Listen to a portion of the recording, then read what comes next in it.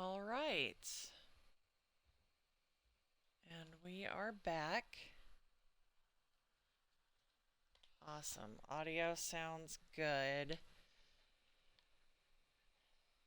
Okay, so today is Dealer's Choice Tuesday.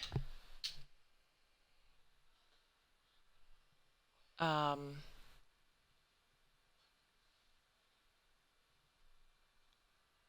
Man, you better make sure you're doing schoolwork.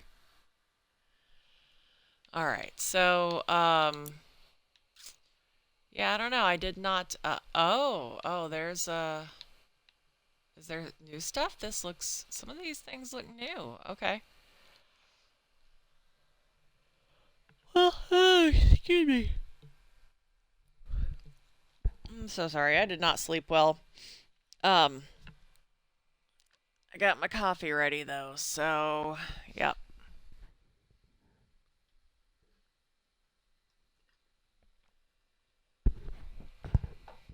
Bandit, what are you doing? Let's see here, shall we? Shrek, but there's SpongeBob.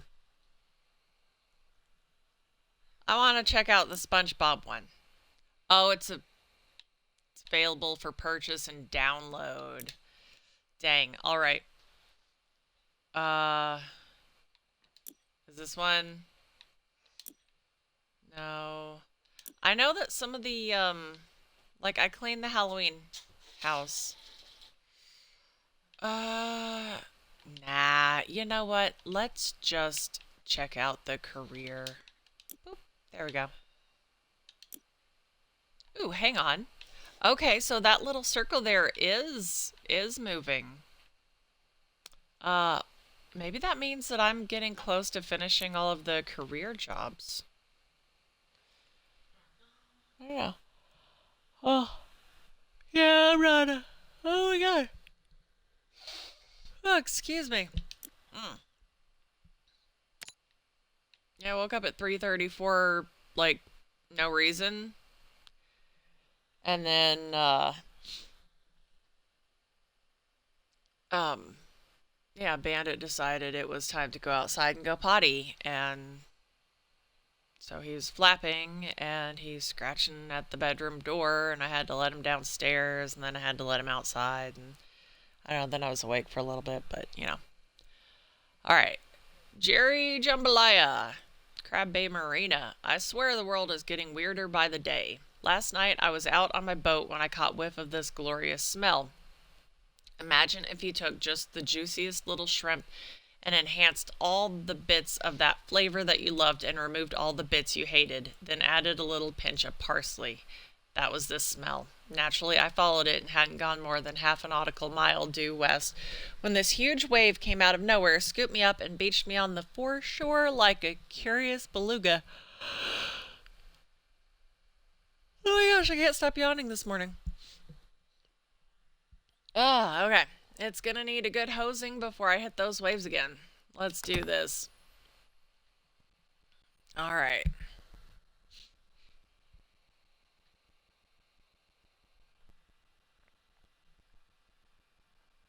Yeah, I might get on here later off stream and see what those extra levels cost, cuz if it's not like too much, then I might like consider it, you know. Coffee time. All right, let's do this. Yeah.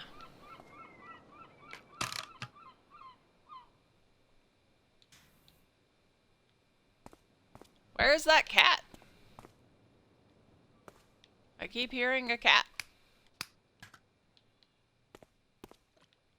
Oh, I can go down here. Ooh, okay, yeah. Let's start with the underside. I've got to say that in all my time at sea, I've never seen a wave like that before.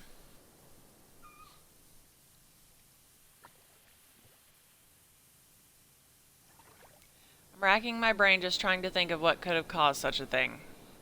seismic activity. That's usually the answer, right?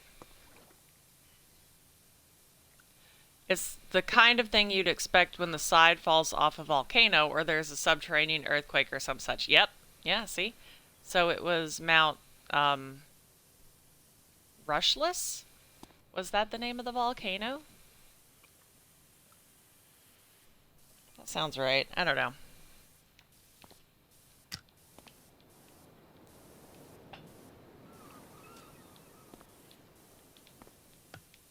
Alright, let's do this.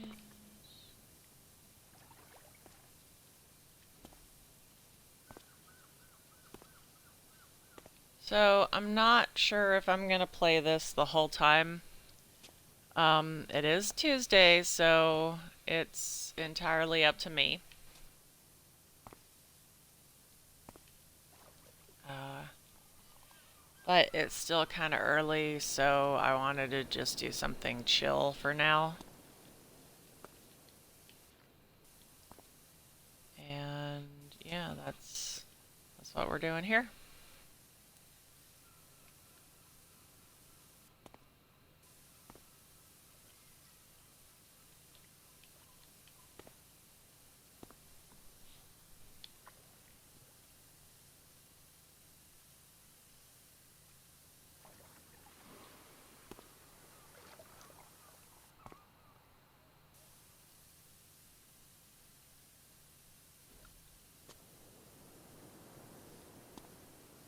Ended up not getting back on yesterday for the murder mystery on the Hive. I really just spent quite a while working on this baby blanket that I'm still working on. Knitting takes so long.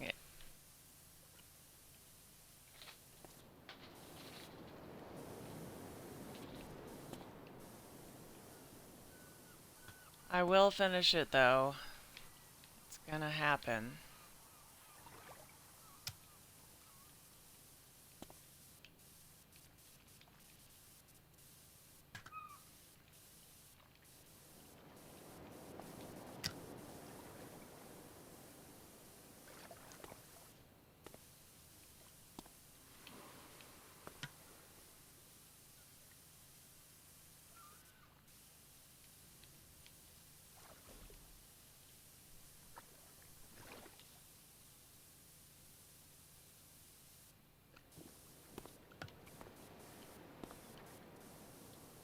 So, there is this game, and I'm pretty sure that I actually still have a copy of it. It's Legend of Dragoon, original PlayStation. Okay, um, and this is I'm not sure how long the playthrough is on this game, um, but this is back in the day when very large games had multiple discs, right?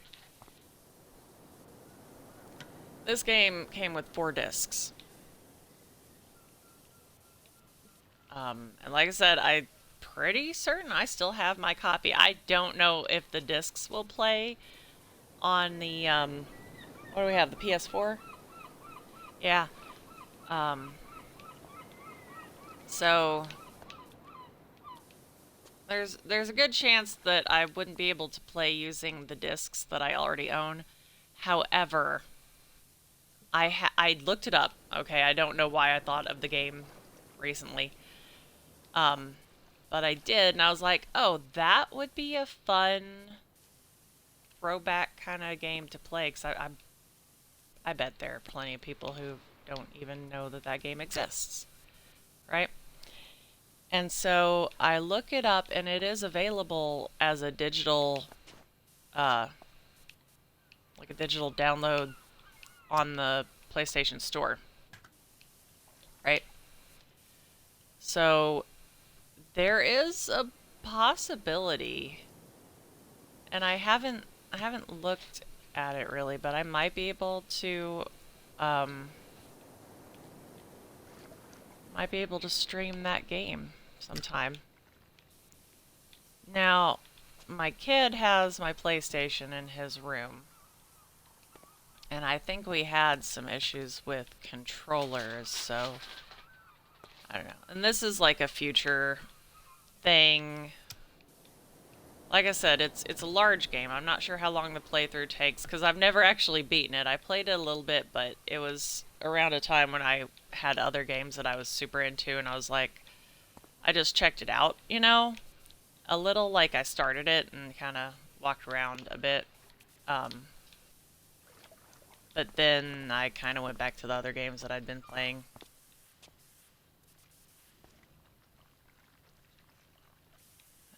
Okay.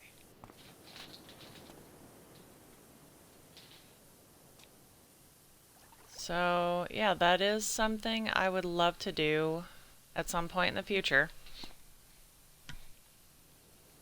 Now, I don't know. Um, I streamed a couple times on the PlayStation. This was some years back. Um, and I know that I could stream on YouTube, but I never actually tried anything on Twitch, so I don't know. I guess I'll have to look into that and see what my options are.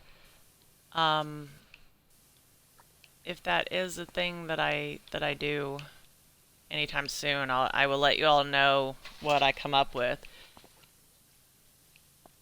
It might just have to be something where I just stream on YouTube and yeah. I mean, you all are welcome to check out my channel. I put a link on my profile, you know.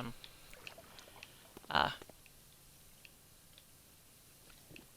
so yeah, that's a thing. But Legend of Dragoon, I don't know much about it. It's just one of those old school uh, RPG kind of games, you know? And like I said, it is original PlayStation, and I don't think there's a remastered version, so graphics are gonna be, oh, they are gonna be bad. It'll be beautiful, you know? Very nostalgic. Actually, it's funny that so many of these new games now, um, it's like they're trying to recreate that feel of these older games, and um, I don't know. It seems like I mean, I know my kids like some of them, you know, and I'm not trying to hate on these games or anything, but I did grow up in that era of video games where the graphics were all not good, you know, um, blocky and pixelated and just whatever, you know what I mean. And like it wasn't a like a style decision. It wasn't a choice. It was just what we had. And so yeah, I'm not into those newer ones that do that so much. Uh, Nothing against those games or anything. It's just like I played those. I played games that looked like that. I do like that some of the real like the good older games are getting uh they're getting remasters or total remakes. I mean, Final Fantasy VII, like I oh my gosh, that's actually that game. I'm pretty sure that was the reason that I got the PS4. You know, um, I I heard that that was going to be a thing, and I think that at least at that time maybe it was, or and I'm not sure what all it's available on right now, but I believe when it first came out it was only PlayStation. Maybe it still is. I'm not sure. Um, but I was so excited for that. Like, oh my gosh, I might still have my original copy of Final Fantasy VII. I don't know. I stopped getting rid of video games like years ago, you know? Uh, so okay, so there's this game, and I didn't actually play it much. Um, and I can't remember what the deal even was, like what happened with it. But it's Valkyrie's Profile, and it was another PlayStation 1 game. I believe it was another one of them that it was definitely an RPG, and I think that it was one of them that had like multiple discs because it was kind of a large game. Um, and I can't remember what happened to my original copy, but at some point, some years down the road, I looked it up, and obviously you can't get a new one anymore. It's a PS1 game, right? Um, but uh, I found some copies on eBay, and I can't even remember what like people were asking for this game for good copies of it, like good condition. But it was a lot more than I would have expected. So, some of those old games, at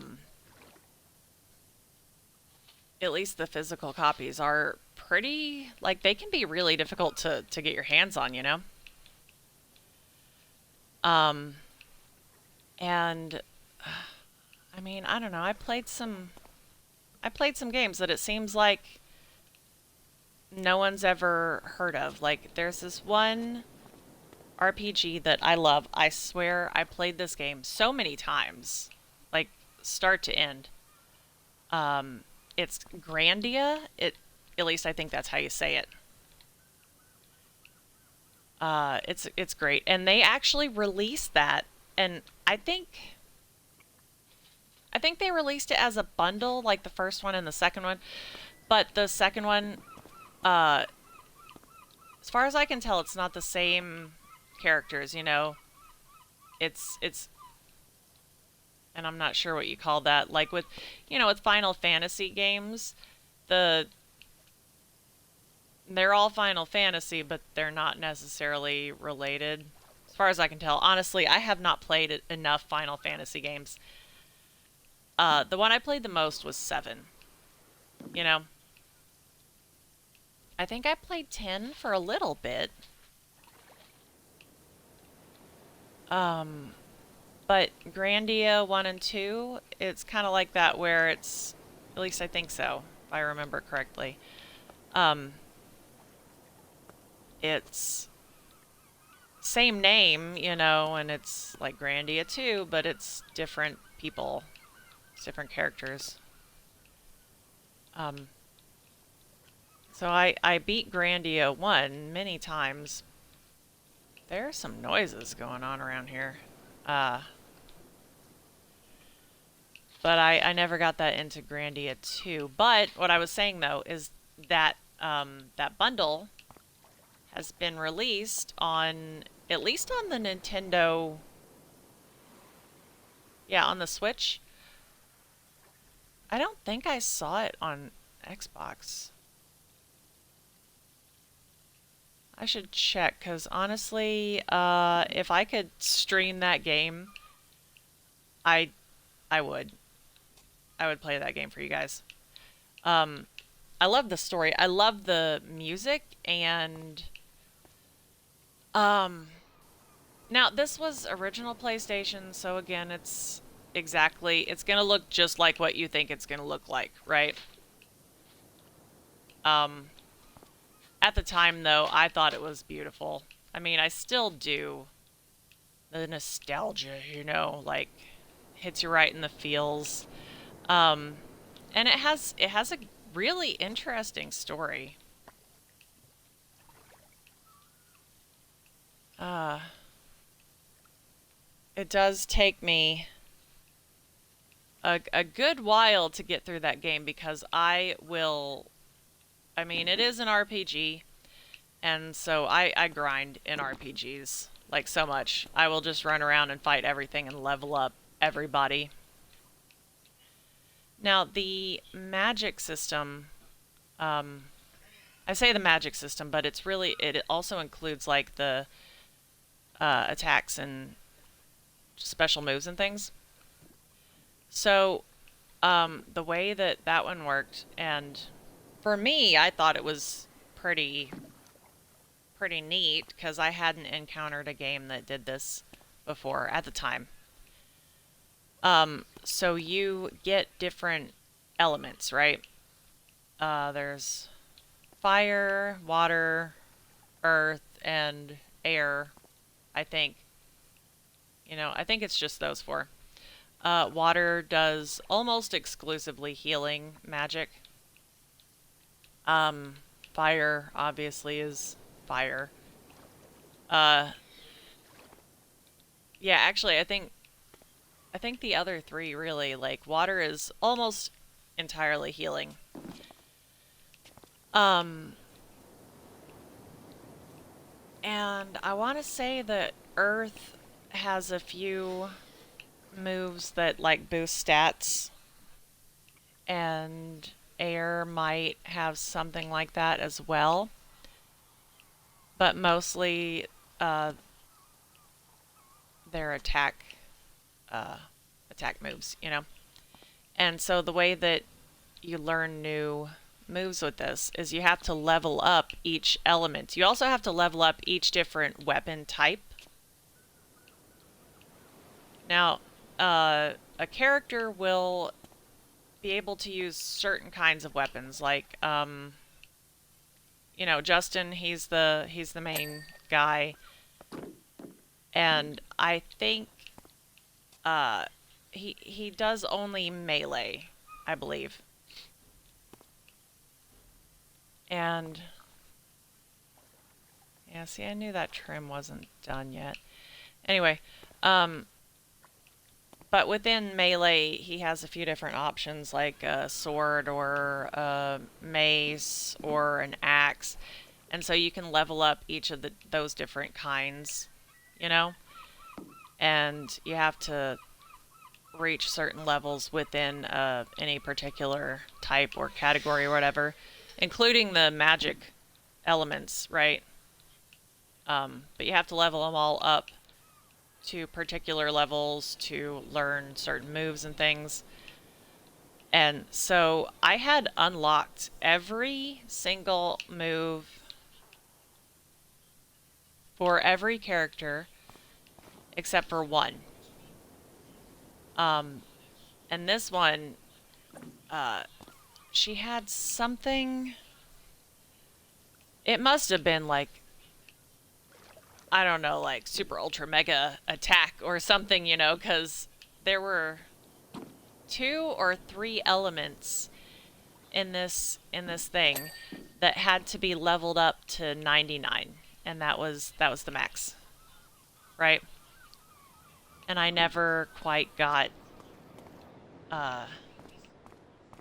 never quite got that. So I tried too. Like I told you I will grind on these games. Do I have like a can I move this? This moves. It moves for sure. Does it? Oh, it just moves the boat. Okay. Do I have a step ladder or I guess I don't need it. Yeah, let's get the other side here before we move on. And then we'll go up a level and get all of that. Yeah. But yeah, this game, Grandia, it's one of my favorites. And it was another one that had multiple discs, but I think it only had 2 or 3. I'm not sure exactly. I still have a copy of that one too. You know, I don't. Actually, I do still have my PS3. Um, it's currently in a plastic tote out in the shed because I took it apart once to clean it out because when it was running, it sounded like an airplane trying to take off, right? Like the fan was so loud and there was so much dust inside it, and so I took it apart and cleaned it all out really well, and I'm not sure what went wrong. Um, I was putting it back together, and I guess something didn't line up quite right because I got a game into the PlayStation, and I can play that game. I can't remember what game it is. I think it's the Borderlands pre-sequel, maybe. Um, and I'm pretty sure that's why I never finished that one. I will eventually. I have that on the Xbox now. Um, but it won't eject the disc, so I'm gonna have to take it all apart again at some point. You know, maybe. I don't know. We'll see. I guess they're pretty cheap now. Like, uh, oh, Harper Shaw, new number. Hope that's you. Wishy, it's Harper. Lost my phone to the desert, so had to get a new one. Think I've remembered your deets right. Coffee time. Anyway, Sonia thinks she's close to a breakthrough with the statues, so we might need you back over here soon. Okay.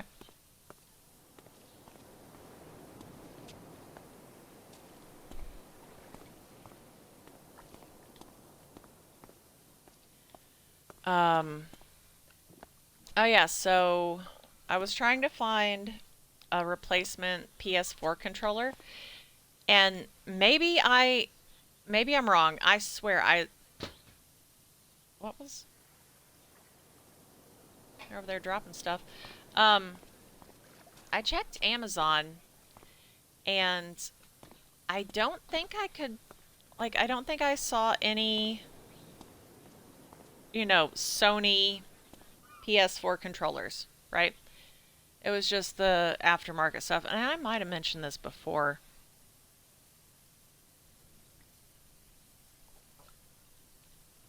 I say aftermarket like I know what I'm talking about. I'm not sure if the, you know what I mean. I'm not even sure if that's what you call them, but like the off-brand stuff.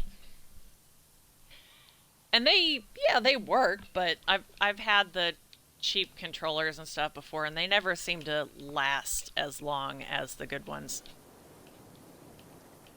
So, I went to the pawn shop down the road, 'cause I had seen like some game stuff there before,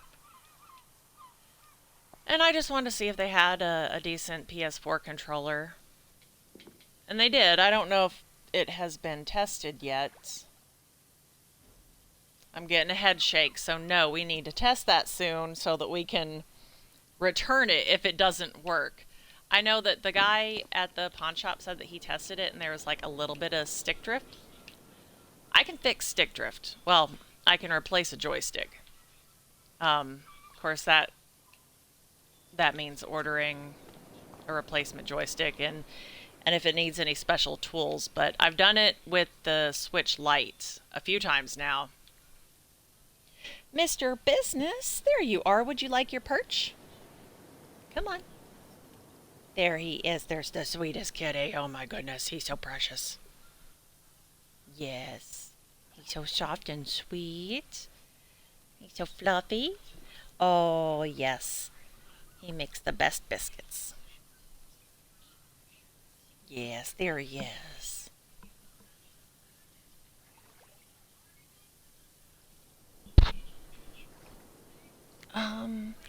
Okay, so.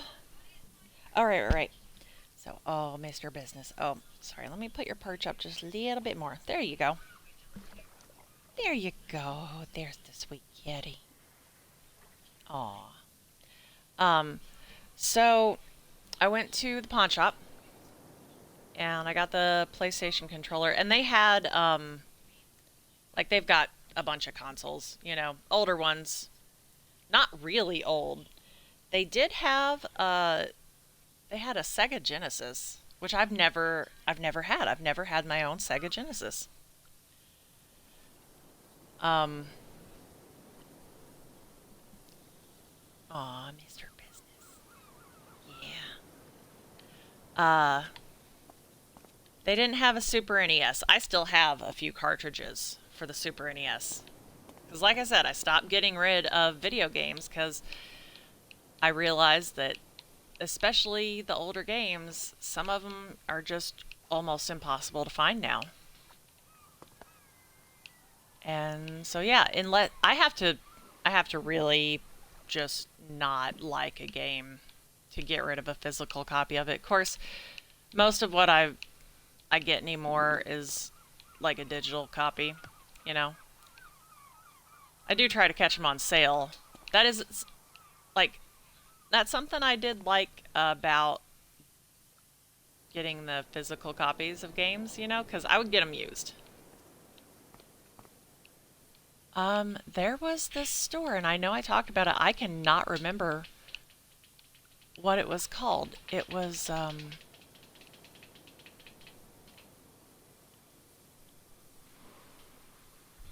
uh anyway, my kid was making a noise. Um, but yeah, there was a store in the town I grew up in, and people would bring in their old video games and books and stuff, and sell them and or buy like trade. I don't know. It's just they had so much cool stuff, and it was so cheap. You know, just great prices for uh for games that weren't new but new to you. And as long as they still work, why not? I mean, the pawn shop, they had games in there for, I'm pretty sure they were decent prices. Of course, the stickers were kind of small, and I'm like all leaned over the counter, squinting and stuff. I do wear glasses. I'm ever so slightly nearsighted. I can see okay without my glasses. I in fact I almost never wear my glasses in the house. Uh, because there's nothing far enough away in the house that I need my glasses to see. Um, Outside though, I prefer to wear my glasses.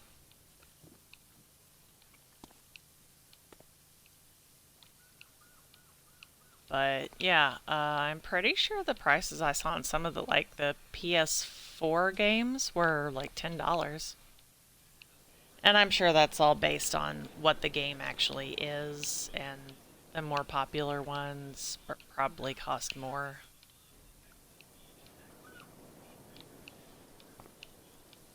But yeah, I feel like I went off on just about every tangent possible there. I'm not even sure what got me started on that. Um, hmm.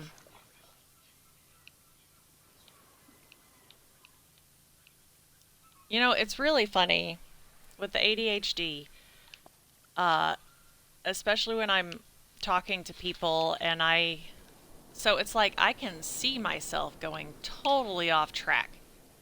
I know it's happening, but also I do see the connecting dots. I see how my thoughts ended up where they did.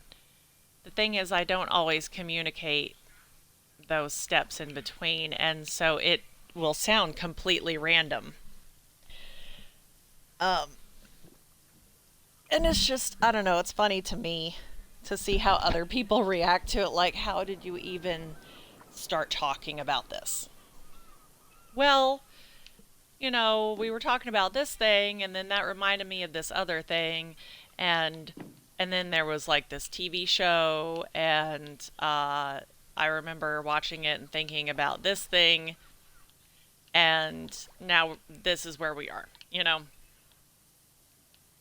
So yeah, it's uh, there are connections between the thoughts. I just don't always spell them out, right? You just gotta trust the process.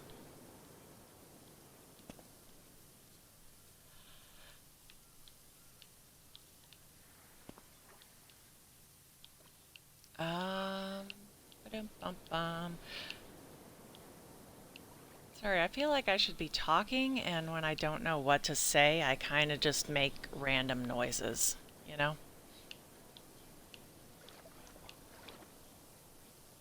I know I'm not the only person who does that, so I'm not even gonna, like, question it.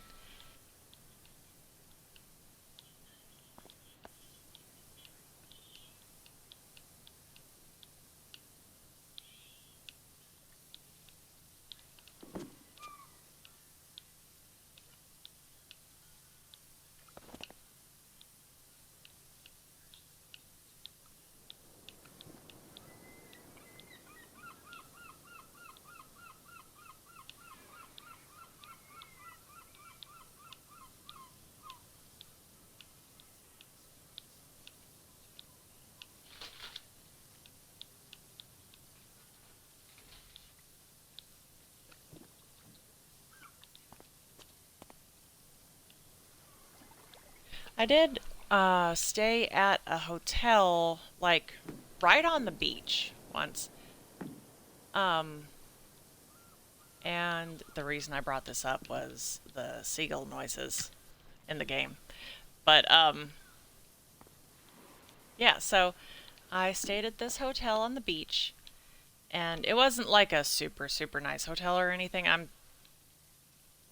I can't remember. It was so long ago. I imagine it was probably pricey just because of the location. But I do remember that the room had a balcony, and um, I I got McDonald's. Right, why am I sliding down this? Was I just... Oh, I guess I was standing on the wall somehow? Okay, that's fine. That's totally normal. Um, so... Yeah, so I got McDonald's, right? And I take it back to the room. And probably because, like I said, I don't know how much the room was. I imagine it was pricey because beach, you know. And so yeah, I'm spend the room or spend the money on the room, and then like enjoy that and save money on the food, right?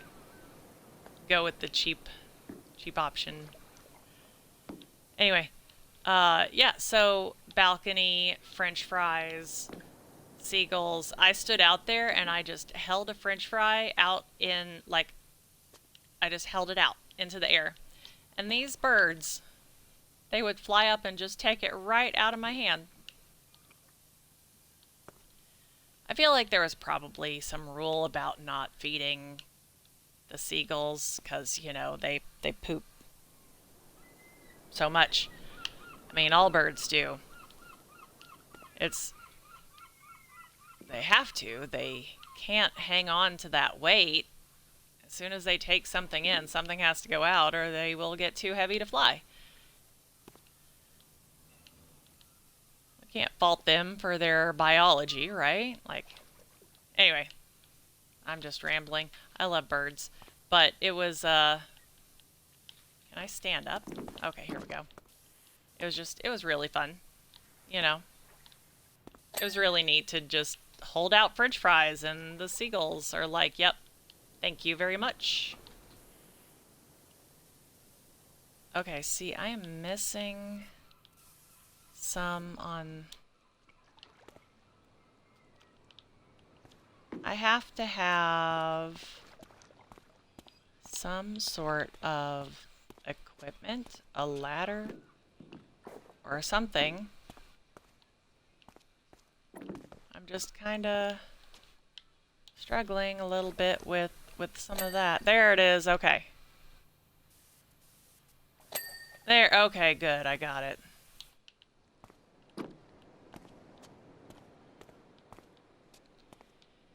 Now, that one has a spot somewhere.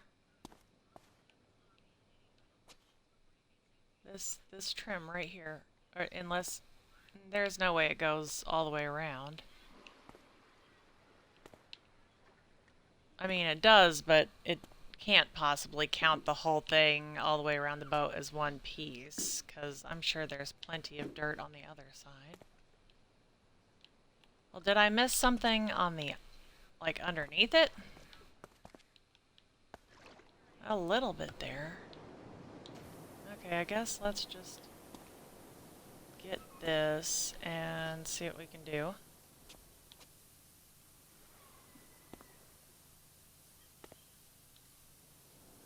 Okay, yeah. Yeah, it's on the underside. Yeah. There it is. Alright.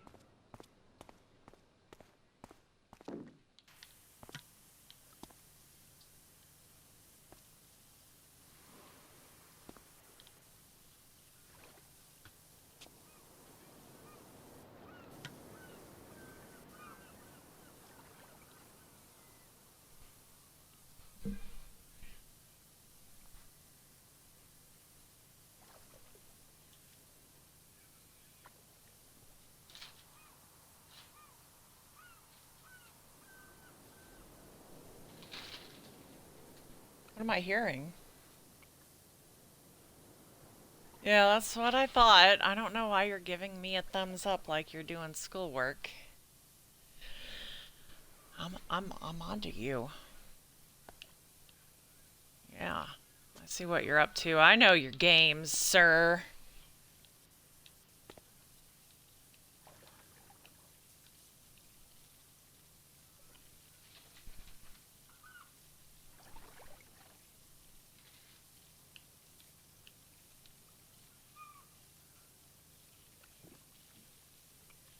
Bum, bum, ba-dum, bum, bum.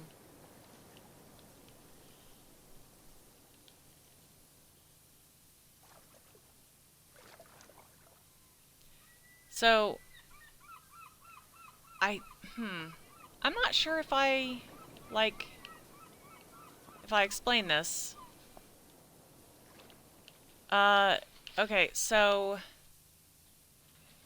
the other day, which, when you have ADHD, ADHD, that could be, I mean, that could be earlier today or that could be 5 months ago. I do know that it was within the last several days. Um, what is today? Today's Tuesday? Today is Tuesday. Yeah. So, Okay, Mom. what's up? I'm gonna go upstairs. I have the book. All right. Hey, I'm going You to know, I can hear you and the mic's picking it up, right? Okay, I'm just saying.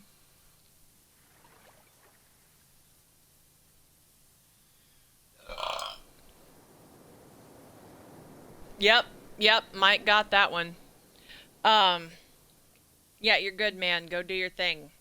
You better not fall asleep up there. As a matter of fact, I need you to set a timer or an alarm or something on your phone. 20 minutes from now, I want you to come down here and check in with me. Update me on your progress and just let me verify that you're still awake.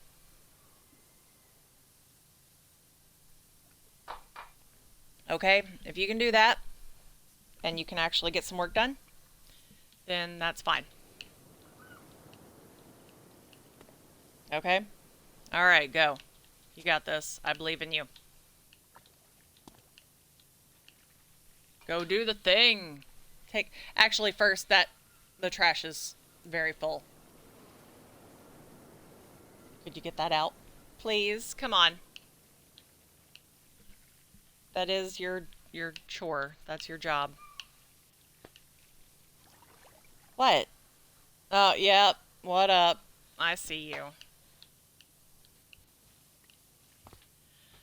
Um, what was I? Oh, right. So, I did say that it was the other day, so it was within the last few days. I was talking about, I think it was while I was working on that statue so it might have been Sunday. Um, because I was playing this, right? I was cleaning that first statue, I think. Um, and I mentioned something about an old movie, and then I completely forgot about it. Thank you. Don't run. Get a bag in the trash can. And then yeah, I totally forgot about it, and it wasn't until like several hours after I stopped streaming that I remembered what it was. And I know that I mentioned all of that. So I finally remembered what the movie was and why I was thinking about it. It's Dante's Peak. I think I explained a little bit about the plot and stuff. It is a great movie, and I do highly recommend. Oh yeah, okay. Um, what? Here we go. But yeah. See, I've already forgotten why I brought that up. Maybe because of the way that like my thoughts connect in such a weird way. It seems random from the outside, but I promise it makes sense. If you could see the connections that are made.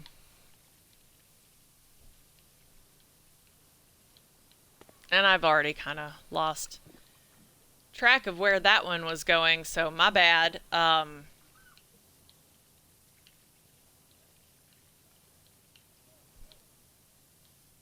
Things happened while I was trying to process my thoughts, and the thoughts scattered. So, okay, so if you have ADHD, you probably know what I'm talking about. If you do not have ADHD, uh, here's just a quick little,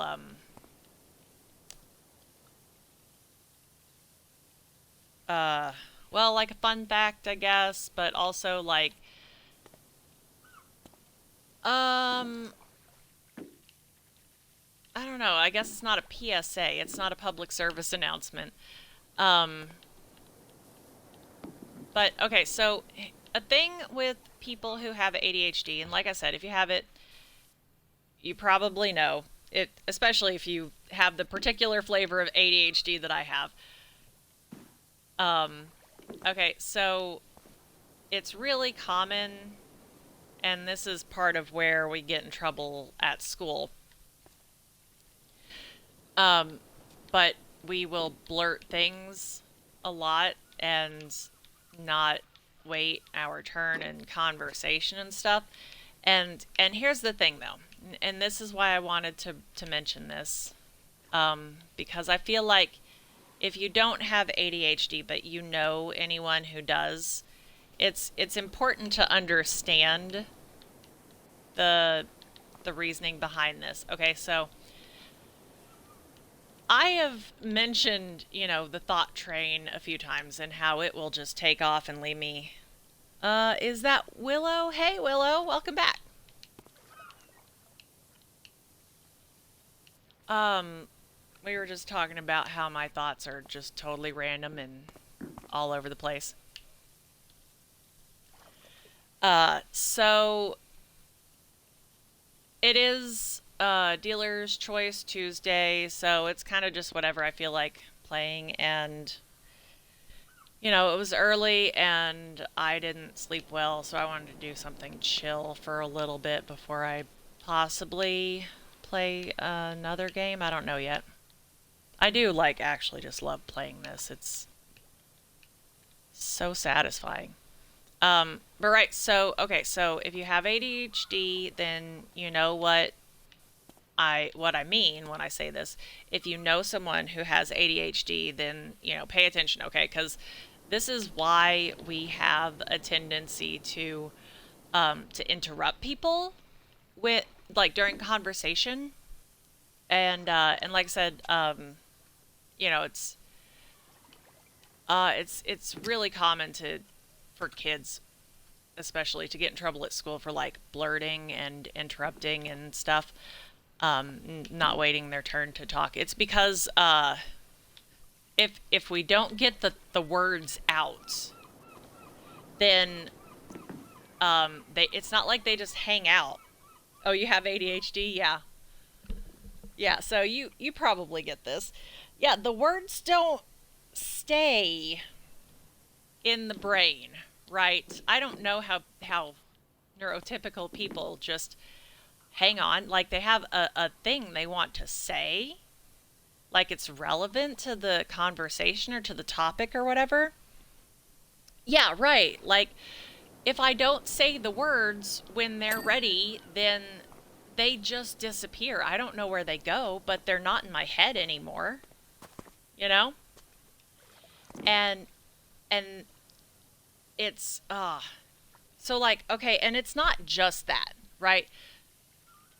It's also if I try to hang on to those words, and dang it, I totally missed the stairs. If I try to hang on to those words, then I can't hang on to the conversation that's still happening, right? Like I've tried it, you know. I try to wait my turn. I try to be polite and wait for the other person to finish talking, but if I'm so focused on the thing that I need to say, like it's so relevant, it's so important, or I don't know, whatever, it's like I feel the need to contribute to the discussion, and maybe this is the only relevant thing that I've been able to come up with the whole time. And so I'm holding on to it for dear life. And then I am not processing at all what anyone else is saying, right? So yeah, it's really normal. It's really just I know I know that it's annoying and it's not meant to be rude. I feel like I can see how people might think that it's rude, the interrupting or blurting or whatever. But it's not intentional, you know.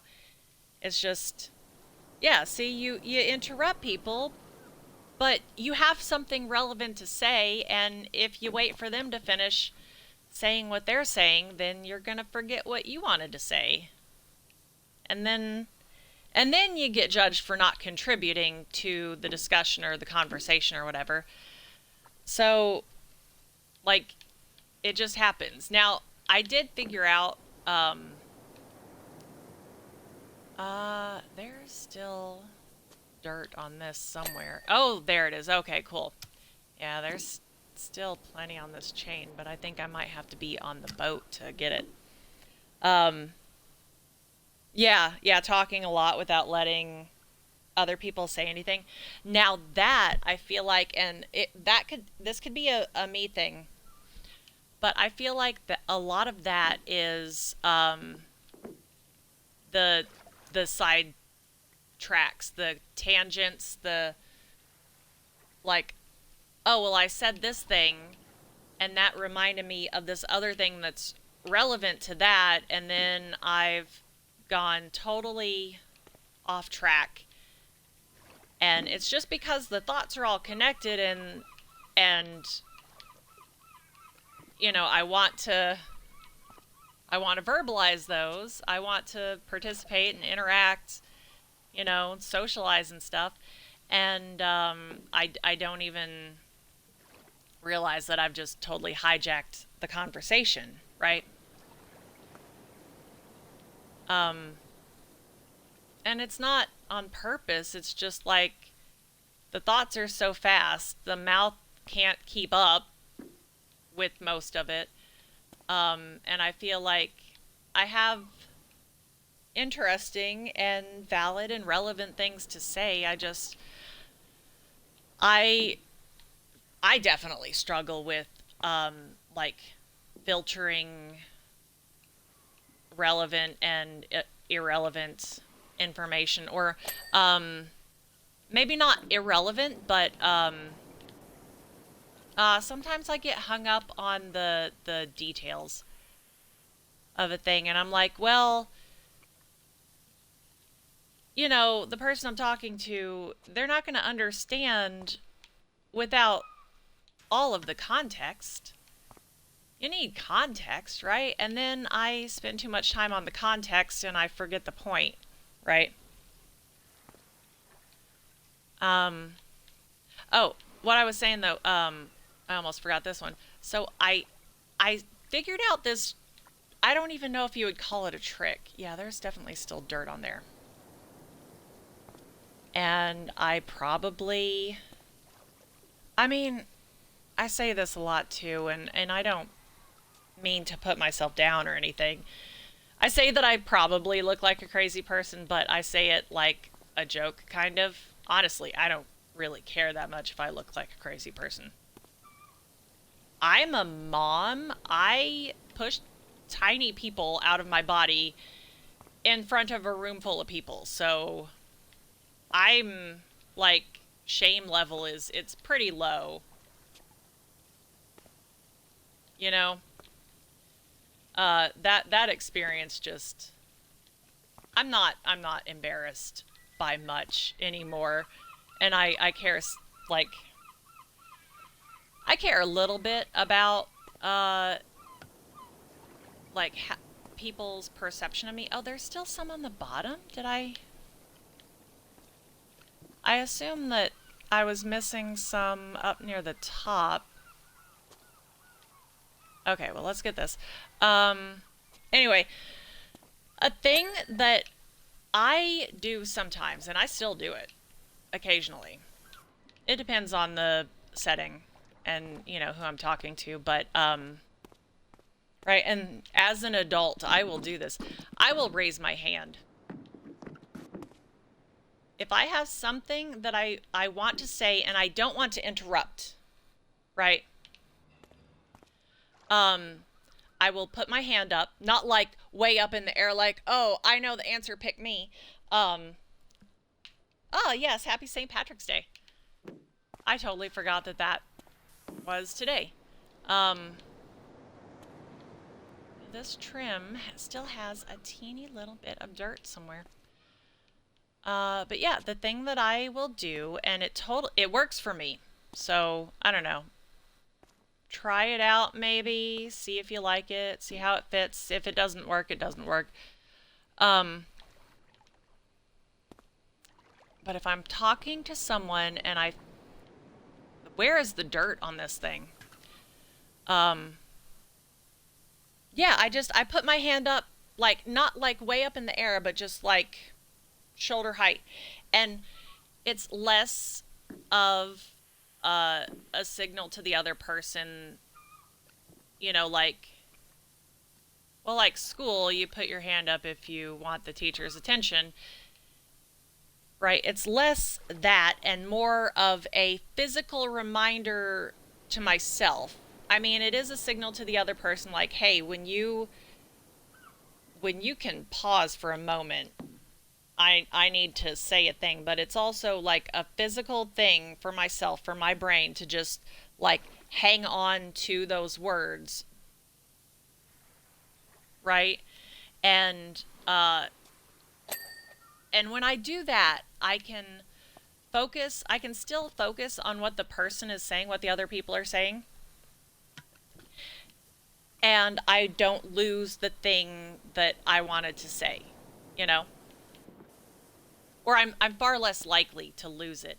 And I've done this before where I've just sat with my hand kind of up a little bit for a few minutes and I'm following the conversation, and then, you know, when it gets to me and I'm like, someone will say like, "Oh, hey, do you have something to add?" And I'm like, "Yeah, my hand is up." Like I'm thinking this, I'm not saying it out loud, but I'm like, um, I know I do. Give me just a moment to like rewind the discussion to back when I put my hand up, and that's usually enough to remind me of the thing that I wanted to add.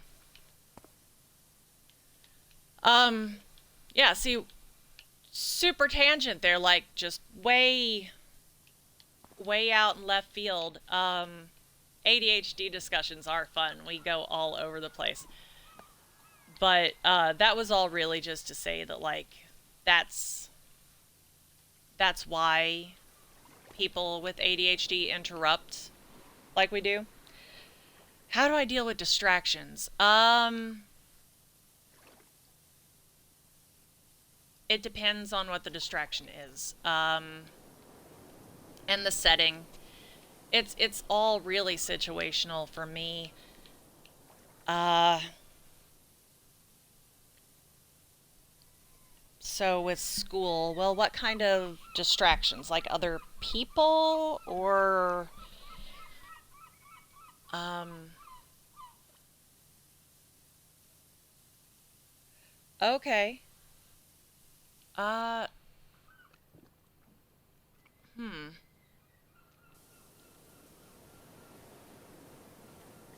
That's a difficult one. Yeah, especially with like the public school system. Um, my best advice really is to just do what you can and try to make it through. Cause, uh, I mean, if you see a doctor for your ADHD, then definitely talk to the doctor about options. Um, Now I know that I did not do well in high school. Um, I have done fantastic so far with college, right? I got my associate's degree with a 3.9 GPA. And the only. So I firmly believe that the only reason I did so well is because I did it online, almost entirely online. I had one in person class, and that was because it was some kind of biology something. There were labs that we had to do. Oh, Jerry Jambalaya, have you heard of freak waves? I have not. Is that a real thing or is that something they made up for the game? Um, are you okay? They can just appear out of nowhere, even on a calm sea. Hmm. Okay, that can't possibly be a real thing. Some kind of constructive interference of wave patterns or focusing of wave energy. Huh. Interesting. Um, yeah, but like I was saying, I did really well with online classes for college. Did I get? I think I got all of that. Yeah, and uh, like I did it all at home, and I did it with the TV on, and And it's just, and I totally get it. I totally get what you mean about like doing schoolwork without YouTube or something. I mean, honestly, I didn't even start watching a whole lot of YouTube until just a few years ago. I mean, I did a little bit, but it was more very specific stuff. It was less browsing like my recommended feed and just looking up exactly what I wanted to find. Um,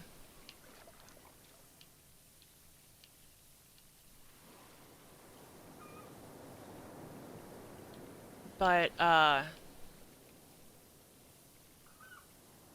okay, I gotta ask. You've typed in LWK a few times now, and I mostly just kind of skip over that, but I have no idea what that means.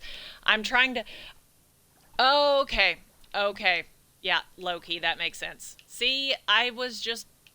I swear, my brain.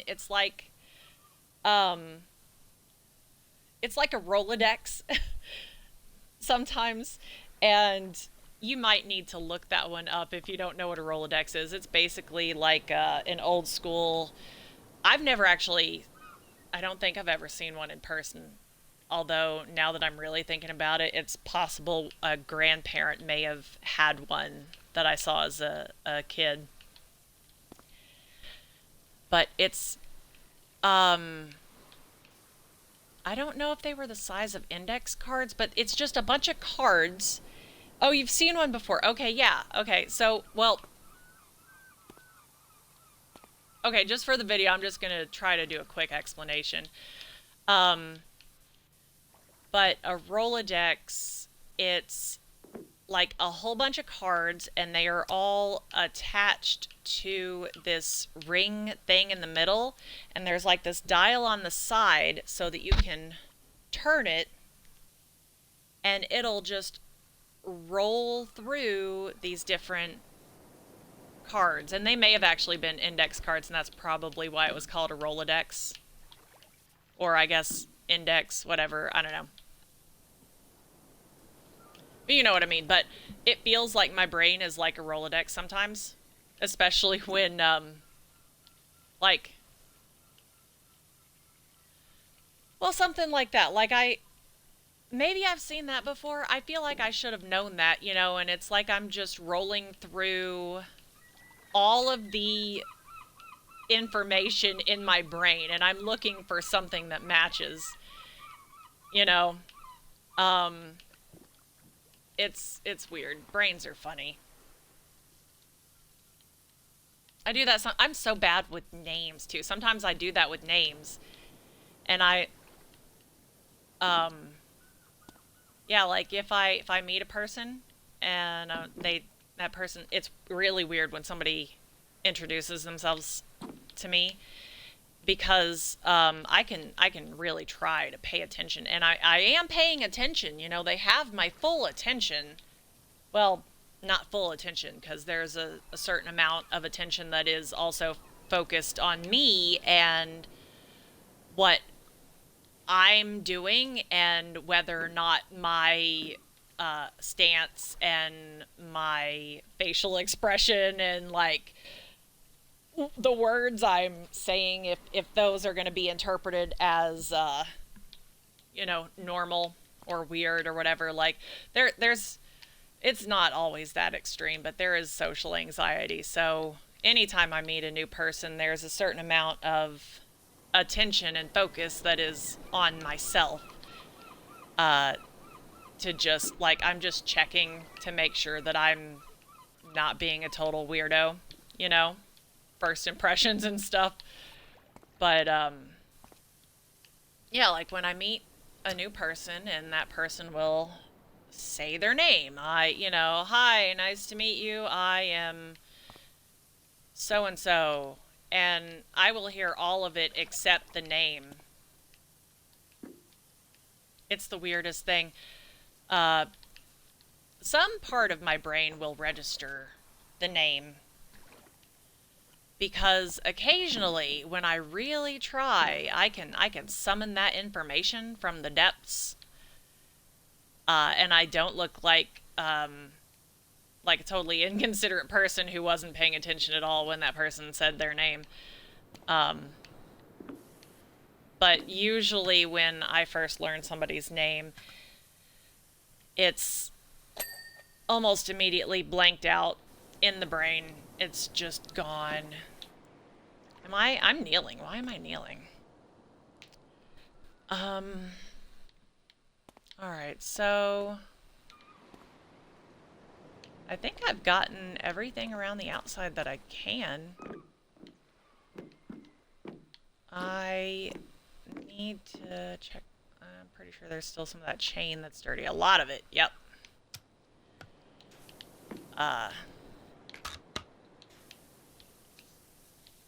so what was I talking about? I know, weird ADHD brain stuff. Uh, I don't know. I maybe I had something particular that I was headed for, and I've lost it. It's fine. I will either find it later, or we'll just keep following the rabbit. You know. Oh, school. Okay, yeah, that's what we were talking about. Um, yeah, I am sorry. I don't have any good advice uh for distractions in like high school stuff. Um, cuz that's other people usually being a distraction. And if it's just not, I don't know, like not being able to focus on the work, I'm really not sure. Um, like you could try to talk to the teachers and just explain like this is just how my brain works, and is it possible for me to either get extra time or could I pop in an earbud? Oh, you're homeschooled. Okay. Is Okay, I thought the audio was being weird, but it was just the water. Okay, well,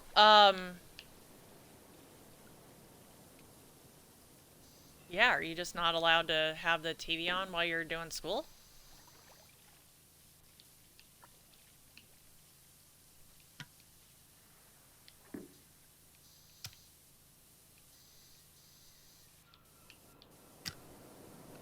Ah,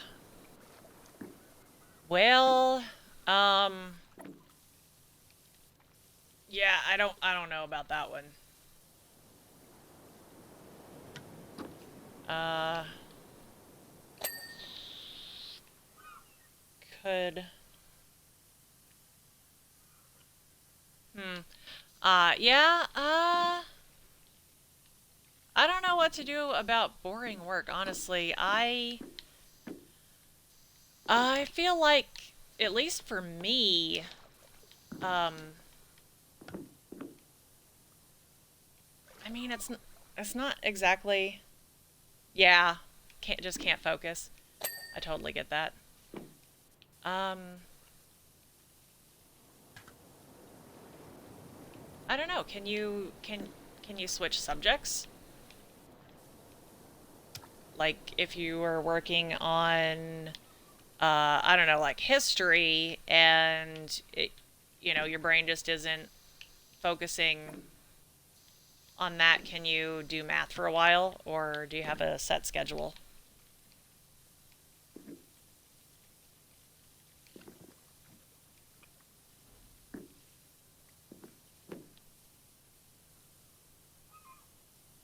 Oh, okay. Yeah, you've only got that one. Hmm. Oh, okay. Well, yeah, I don't know. I always struggle. Okay, yeah. You already did all your other stuff. I always did struggle with English. And hey, hi. You good?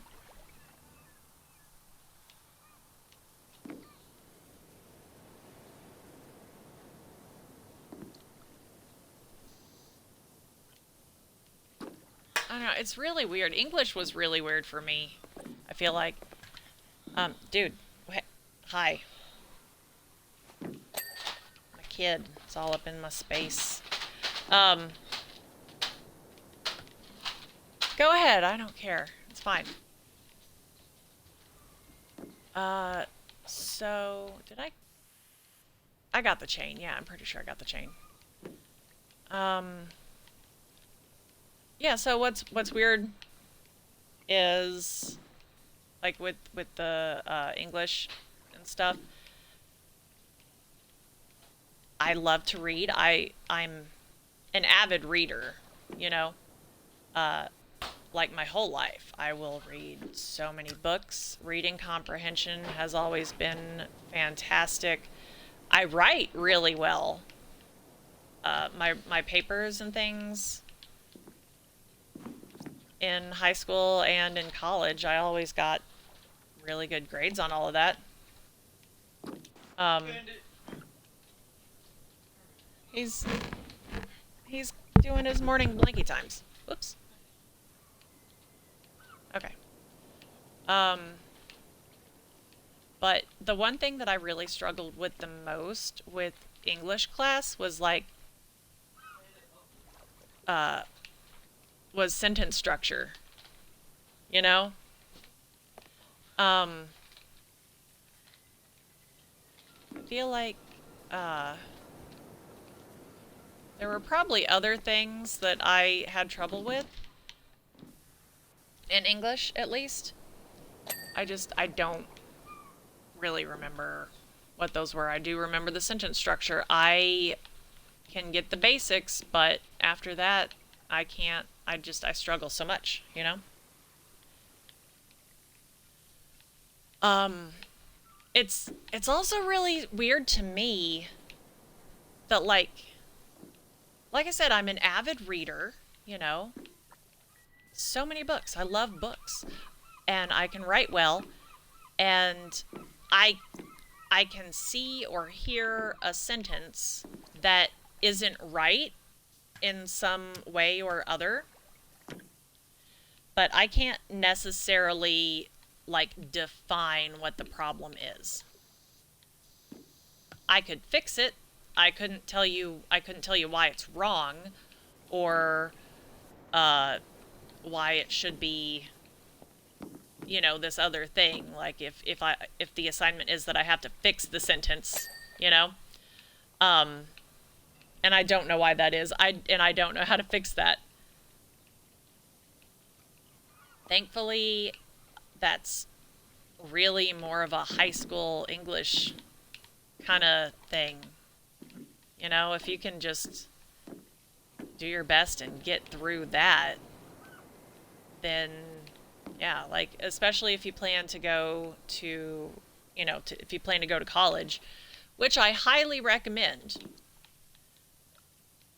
Um, at any time in life. I mean, like I'm definitely older than the typical college student, you know. Um, but it is even if you're doing online, you know, when I talk about the college experience, I'm talking about the education and and um, really like interacting with other people who are also just experiencing that part of college. Really, I mean, because like I said, I did online for all but one, all but one class, and that one class was it was a requirement, and it was only offered in person. Otherwise, I would have done literally all of my classes online because I it worked really well for me because I could work on my laptop with the TV on, and I would. Okay, so tell me if this makes sense to you or, you know, anyone when this video goes to YouTube.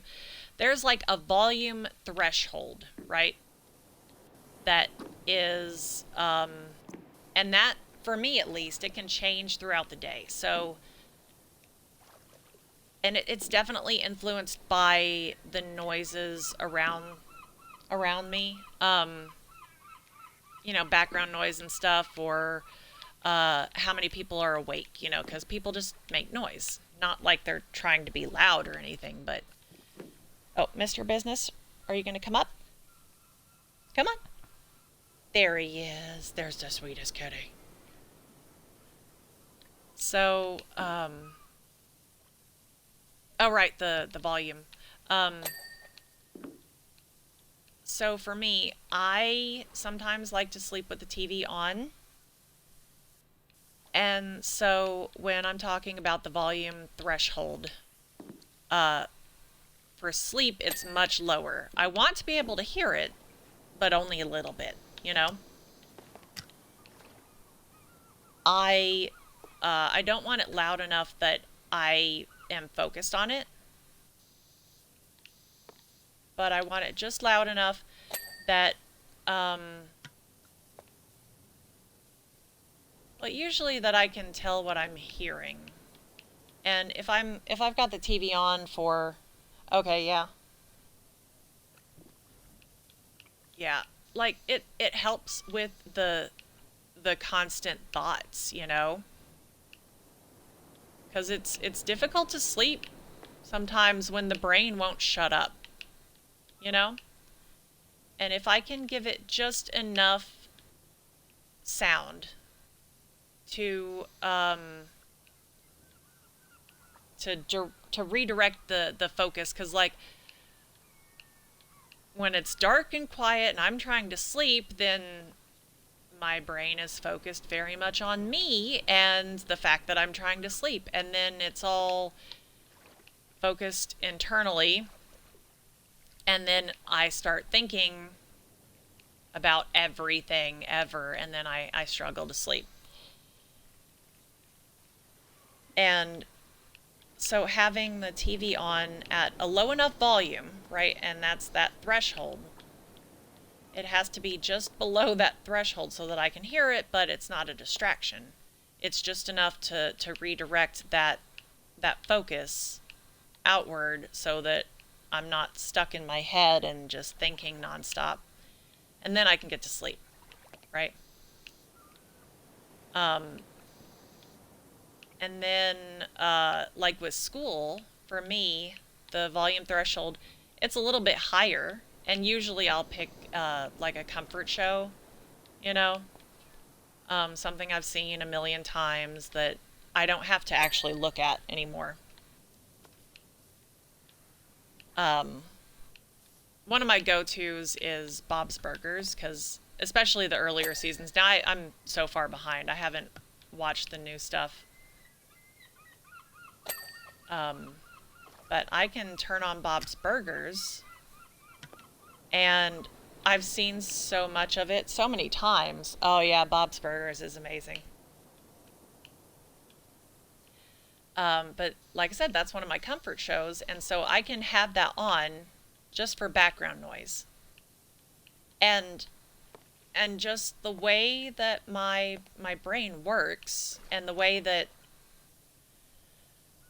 um it's so I feel like it can be really difficult to explain to people who don't have ADHD, but if you have it, right?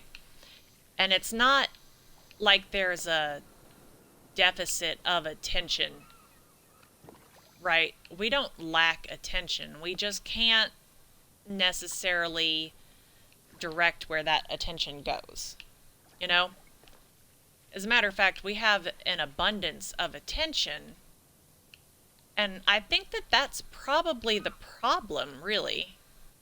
Like, I have I have so much attention available, and any one thing can only occupy so much of that attention, and then I have all this other attention that needs to find something to focus on, right? And what why does that look weird and wavy there? I don't know. Hmm. Oh well, I guess it's clean.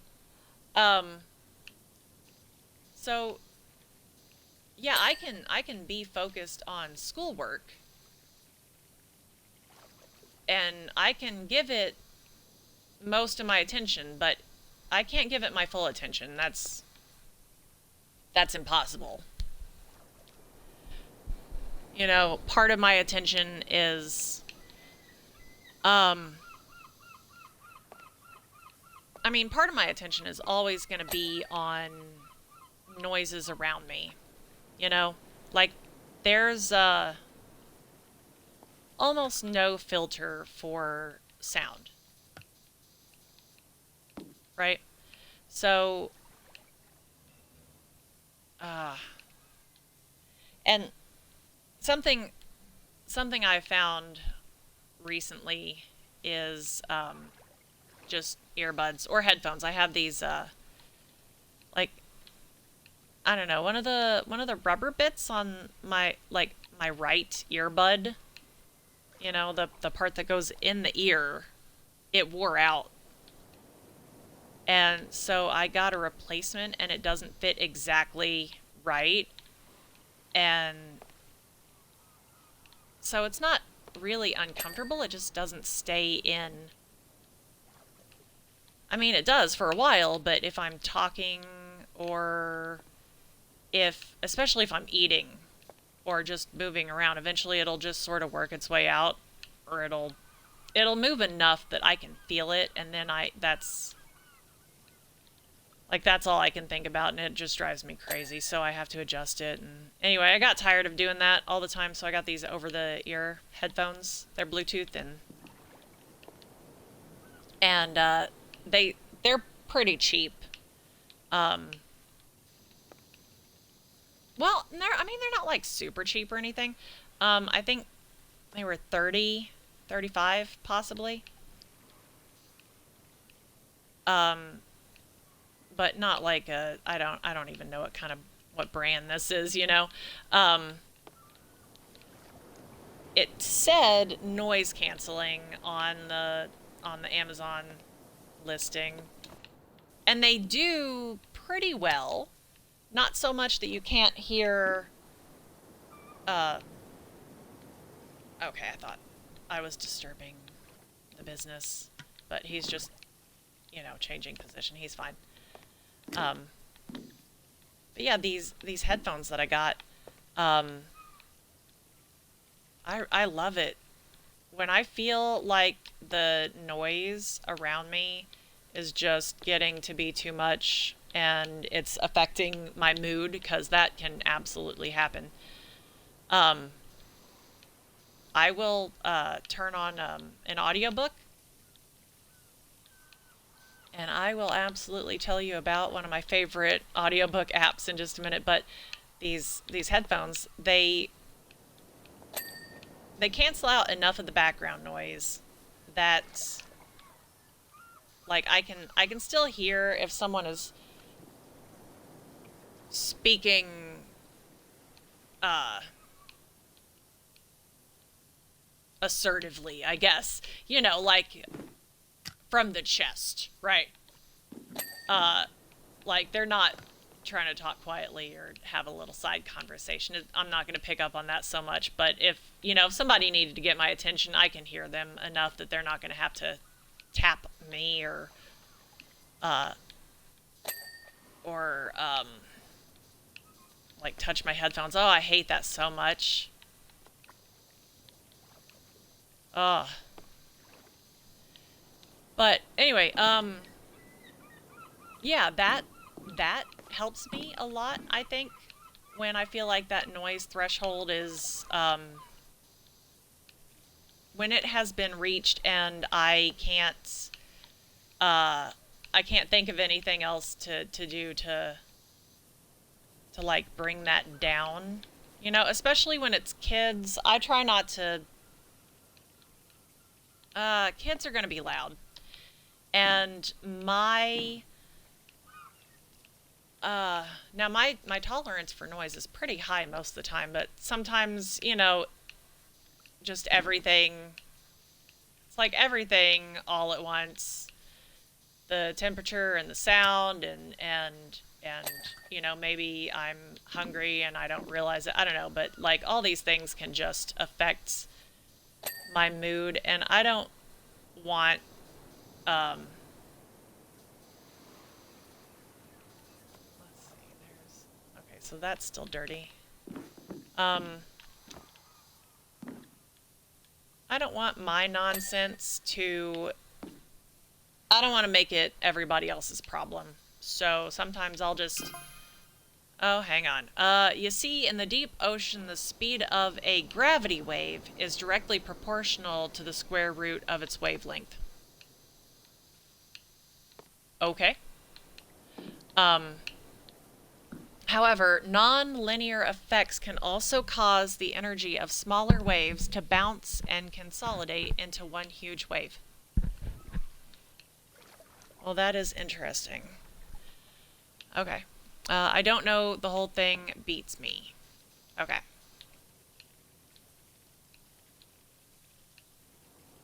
Um, what? Okay, so yeah, so like the noise threshold, the sound threshold, or volume threshold, or whatever you want to call it. Um, it's definitely different for different situations, and I have like for schoolwork or something, it's higher than my sleep volume, but lower than my normal TV watching volume. Uh, but yeah. The background noises, they can be so distracting, and it can be anything. Um, like, okay, so like if you get a soft drink in a can, and you open it up, and you drink some of it, and then you set it down, and the bubbles, they just make noises. Like, they just keep making noises. Why do they keep making noises?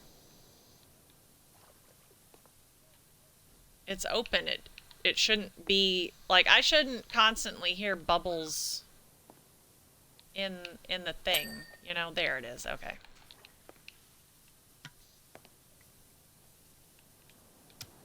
And that can be distracting. Um my boyfriend, he doesn't like I think he's coming around. I don't want to say that he doesn't believe me, but he has very serious doubts when I tell him that I can hear electricity. And maybe that's not what I'm hearing. I know I've seen stuff, experts swear that people can't hear electricity. That you're hearing like the parts in an electrical device, you know, moving around or something. I'm really not. It depends on, you know, the noise level and the rest of the environment, the room, whatever I'm in. Um, but if it's really quiet, like just there's nothing else, you know, there's no other sound, and then somebody plugs something in, I hear that. Not the actual like plugging it into the wall, but when it has power, it doesn't even have to be doing anything. I can hear that. And I don't know how to explain it. It's really weird, but that can be really distracting too. If there's nothing, like I said, the room has to be, it already has to be really quiet for me to be able to hear that. So it doesn't take much to cover up that sound, so that that's not distracting me. Um, but yeah, it's really weird, and I'm assuming that most people who have ADHD also lack that noise filter. Although I think maybe it's not that we lack the filter, I think it's just underdeveloped, you know? I think that, yeah, right? Yeah. It's, and nothing is ever consistent with us either. It's so hard to explain anything, and then, you know, like anything that's going on, and then I can say that, you know, the noises distract me, and then at some other time, I might be hyper focused on something so much that it drowns out everything else, and the noises don't distract me, and then, you know, someone else might be like, oh, well, I thought you said this was a distraction, but it's not bothering you now. Well, that's not how it works, you know? It's not an all the time kind of thing. I understand the concept of consistency. I lack the ability to apply it. You know? I wish I could. Is the handle separate? I don't think so. Okay, it seems to be clean.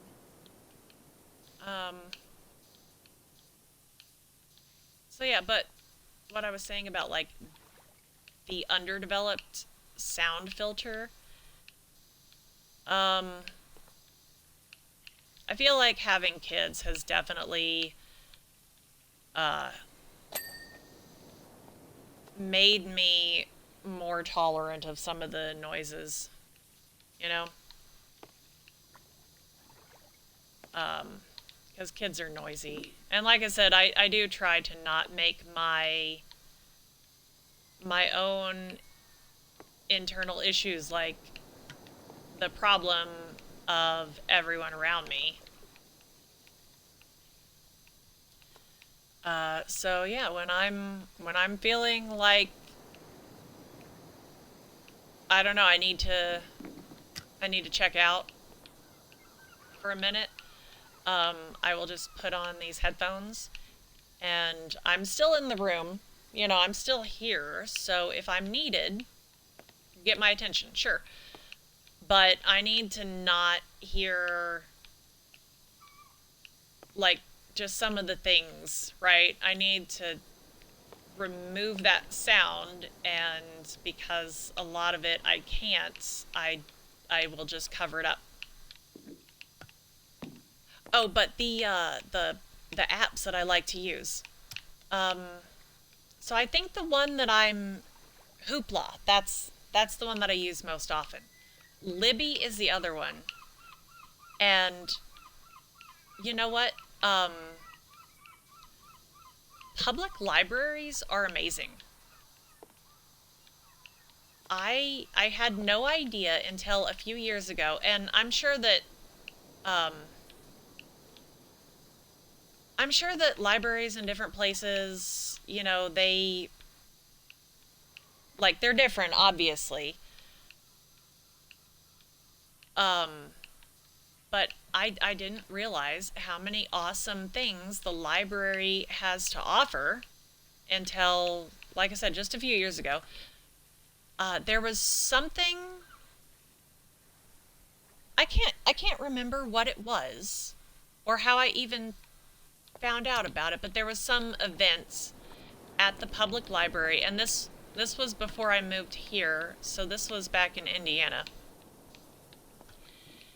And now the library system, because there were uh, there were several towns all like there were actually two that had kind of just grown together. So there was this one street. On one side you were in one town, and if you crossed the street, then you were in the other. And it was basically the main street to get through town. Like most people treat it like it's one area.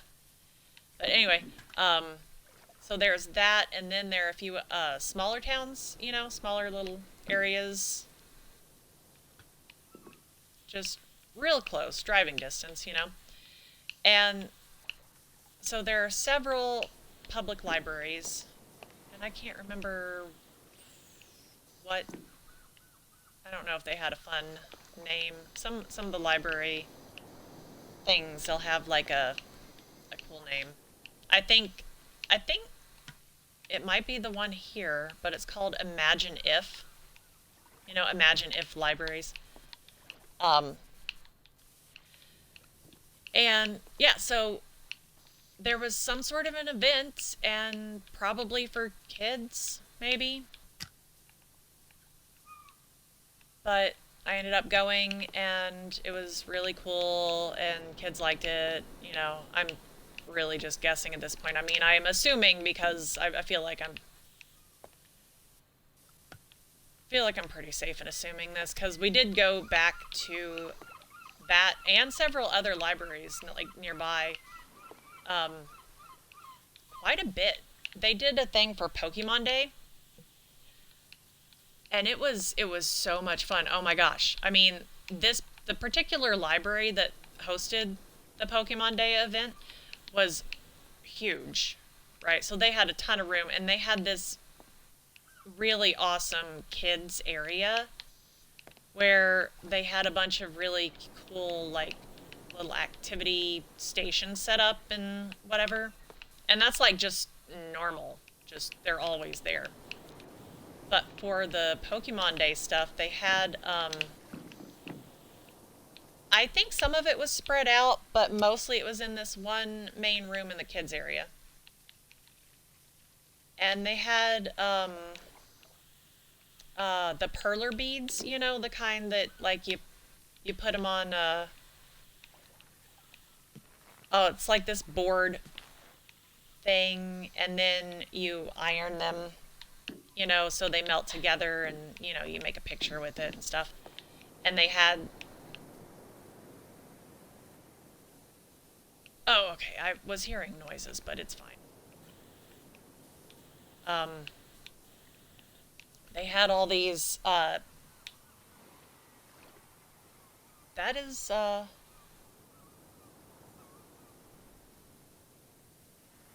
okay, I'm gonna there are some noises going on, and I don't think it's game noises. I'll be right back.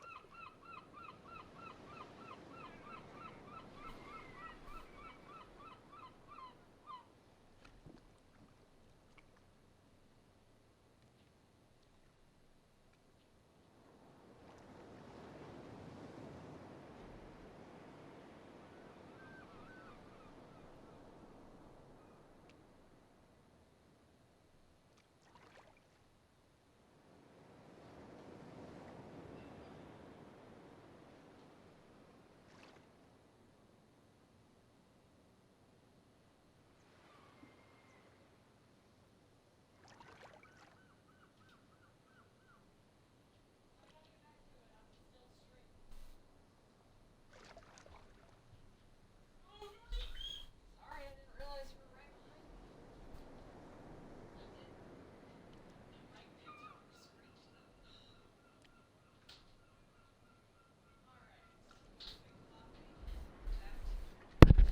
me. Boogly boogly.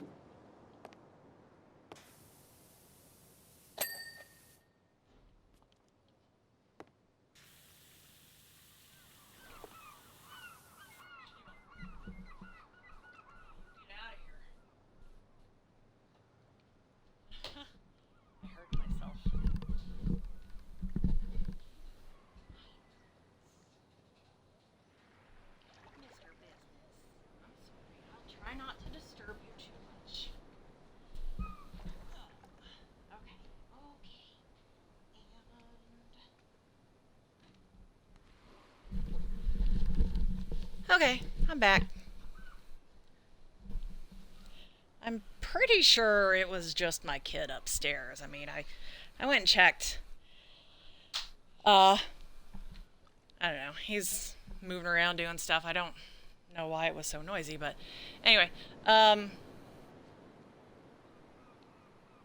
the Burbs are back. Uh, oh, Mr. Business. Hey man, what you doing?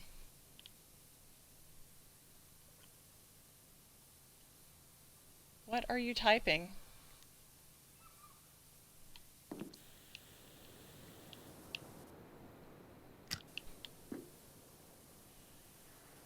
That's my kid. Oh, are the Burbs fighting? Did I get all of this? I think I did. Alright, cool. What?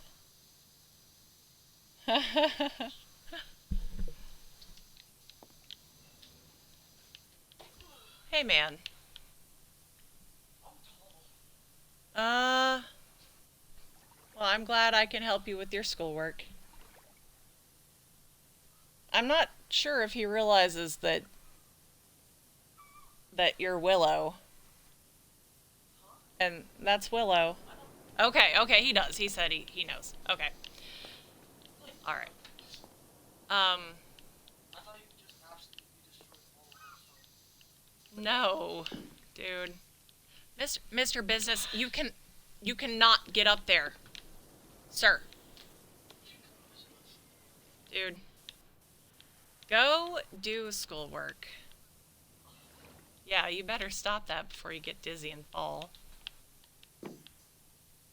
Anyway, your Willow's twin. Yeah. He's from Wisconsin. No. So... Oh, right, the library. Okay, so... anyway, like... This one area, these libraries... Oh, okay, gotcha. Yeah. So, right. So these libraries in particular, so I don't know that all libraries are this awesome, but they just had so many super cool events and things.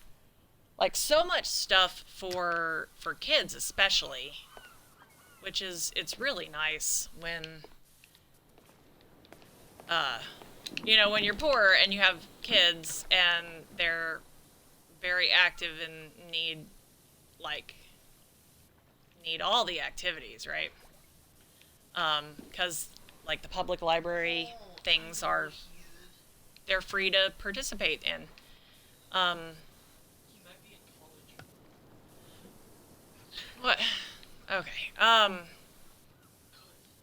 My kid, he's talking to me about stuff. He said last stream that I'm 16 through 18. okay. He said that he's working on school. Okay, yeah. You need to go work on your own school stuff. Definitely not 16. Dude. I think he's 18. Okay. 17. Alright.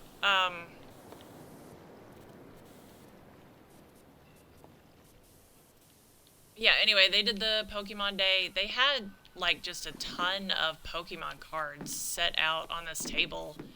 And they were doing... You remember that at the library? Like, it was a few years ago. Oh, yeah. Yeah, that really big library that had... It's like 3 stories tall. Was it the milk? Huh? Was it the old milk? You had a picture. That... No, that one wasn't at the library. That was at a convention. Huh? Yeah, we did meet Lou Ferrigno once. That was not at the library. That was a convention, like a comic book convention that was not too far because we drove there.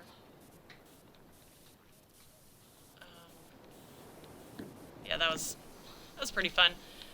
I don't have the actual printed picture anymore, but I have a picture of the picture. Yeah, it's, stuff. Mr. Business, you cannot get to those burbs. They are outside. Um, anyway, yeah, that one, whatever that first thing was that we checked out at the library, it was enough to make me look up the library website and their calendar of events and to just see what other things they had planned. And there's stuff like every week. Not always huge stuff like the Pokemon thing. But there it is, okay. That rope thing I have to clean? It doesn't look like it. But okay, so Hoopla and Libby. These are the two apps that I like to use the most to listen to audiobooks. They also have like ebooks and just a ton of stuff. And it's connected to public libraries, right? So all you need to do is get a library card if you don't have one. And then you get on the Hoopla app, and also Libby. Although I use Hoopla more often, I do find more of the things that I'm looking for on Hoopla, so I just go there first. But you get on their app or their website or whatever, and there will be an option to link a library card. And so you just like put in your library card information, the number and I can't remember all the steps to it, but it will link that. It'll link your account to your public library, to your library account, and you use that to like check out audiobooks and stuff. And it's through the public library, so it's all free. And the thing I love about it, because I am so incredibly forgetful, I love books, but if I were to check out a book from the library, I will forget. I will totally forget when it's due. I won't get it back on time. Now, a lot of the public libraries I've been to in the last, few years, they've done away with late fees, right? Now, I don't want to say that that's all public libraries because I don't know that for sure. But I do love that they've done away with the late fees, as long as you get the book back eventually. Now, I think at some point, I'm not sure what point that is, but at some point they have to just call it a loss, and they might ask you to pay to replace the book. But I'm really bad about remembering to return things on time. Mr. Business, you can't fit up there. So having this app is perfect, right? Because I can check out an audiobook, and now, I mean, it's an audiobook, so, yeah. But, like I said, there are also ebooks. I have seen, some of them have, like, TV shows and movies and things. I mean, you can borrow so many different things from libraries, and I assume that whatever the library has to offer is well, most of the things are going to be offered on the website as well, or on the app, Hoopla or Libby or whichever you use. I have both, just in case one doesn't have something I want. But they just automatically return the stuff. Now, it's all digital, so it, like, quote unquote, return the things, but it just does it automatically. So there's no need to remember when something is due back or whatever, right? And a lot of the stuff, at least on Hoopla, Now there is a limit to the number of items you can check out in a month, and I think that is set by the library itself that you go through. Because I have 2 libraries connected to my Hoopla and Libby accounts. And like one, I think, one of them I think has a 5 item per month limit. And I think the other one might be 15. I'm not entirely sure. But there are so many cool things to check out on these apps through the public library, right? And it's free and it returns automatically. So that is perfect for people who have ADHD, because remembering that something is due it can be so difficult, you know? Especially with something like something that you've borrowed, right? Now, if it's like an assignment is due at this time, that creates a sense of urgency, and that's easier to remember. But if it's just like, oh, you borrowed this thing and we need it back on this day or whatever, then my brain is less likely to retain that information. I know it's usually there's something, a receipt, that, you know, they print off when you check something out, or I don't know, maybe they will stamp it inside the cover of the book, like old school, you know, or on the slip that goes inside the cover, you know. I'm sure some libraries still do that. The whole point of this rambling whatever that I just did, though, is that libraries are awesome, and I fully recommend audiobooks. And okay, so, you know, in audiobooks, and I'm not even sure when they actually like became a thing, you know. Probably a lot earlier. Yeah, right. Probably a lot earlier than I imagine. But I really didn't think I was going to be into audiobooks.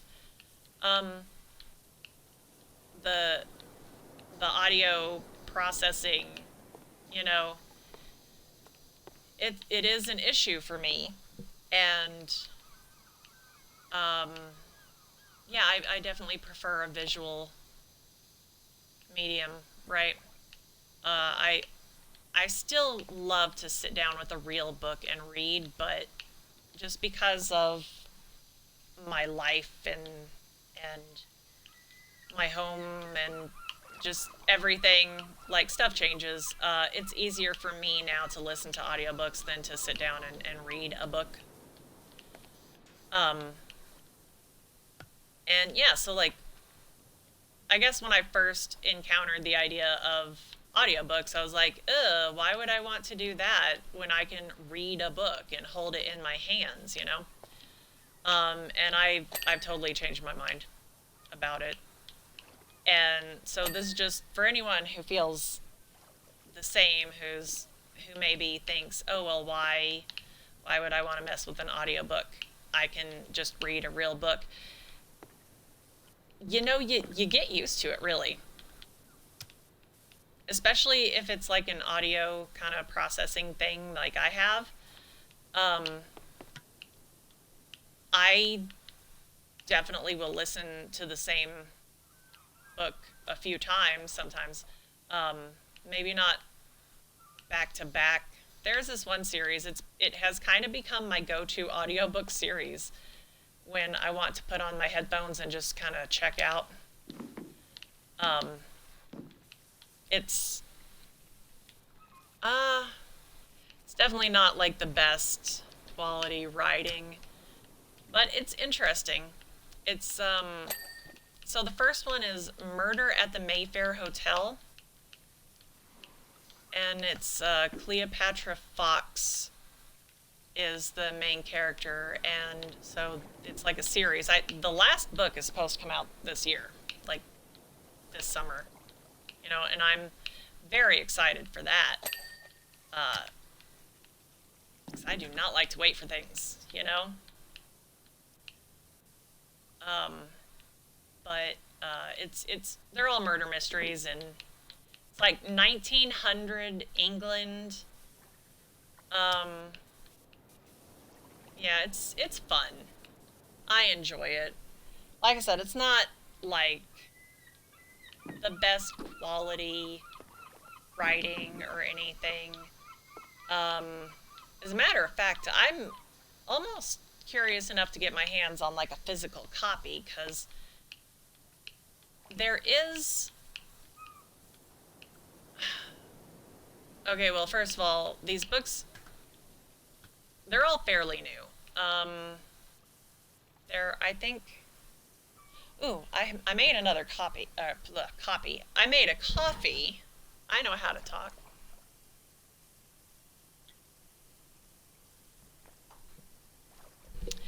Um, oh, Mr. Business, are you sad that the burps didn't come back? Um, okay, so just for example, in one of the books, and think I think there are 11 books out now, and this last one is going to be number 12, and that should wrap up the series. And I don't think they're very long. I'm not looking at a page count or anything because I'm listening to the audiobooks. But the audiobooks are, I want to say they average around 8 hours for each of them, just, I can't think of a good comparison off the top of my head.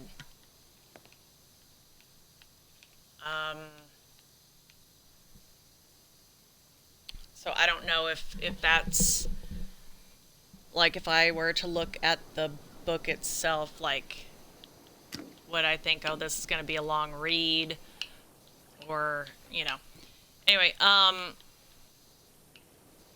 so, oh, hang on. I just want to know where that amazing smell is coming from. I won't forget for as long as I live. You gonna say more, Jerry? Jambalaya? Looks like all these cats at the marina have caught a whiff of it too. Okay.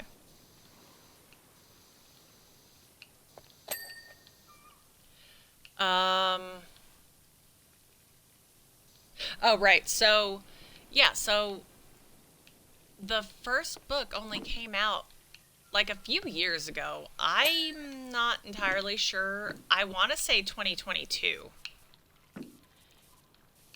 And maybe these books are something that the author had been working on for a while already, like all together. But I don't know. It's like I said, they're on the first listen, I would say they're decent quality. You know? Uh and I'm not sure how many times I've listened to them at this point.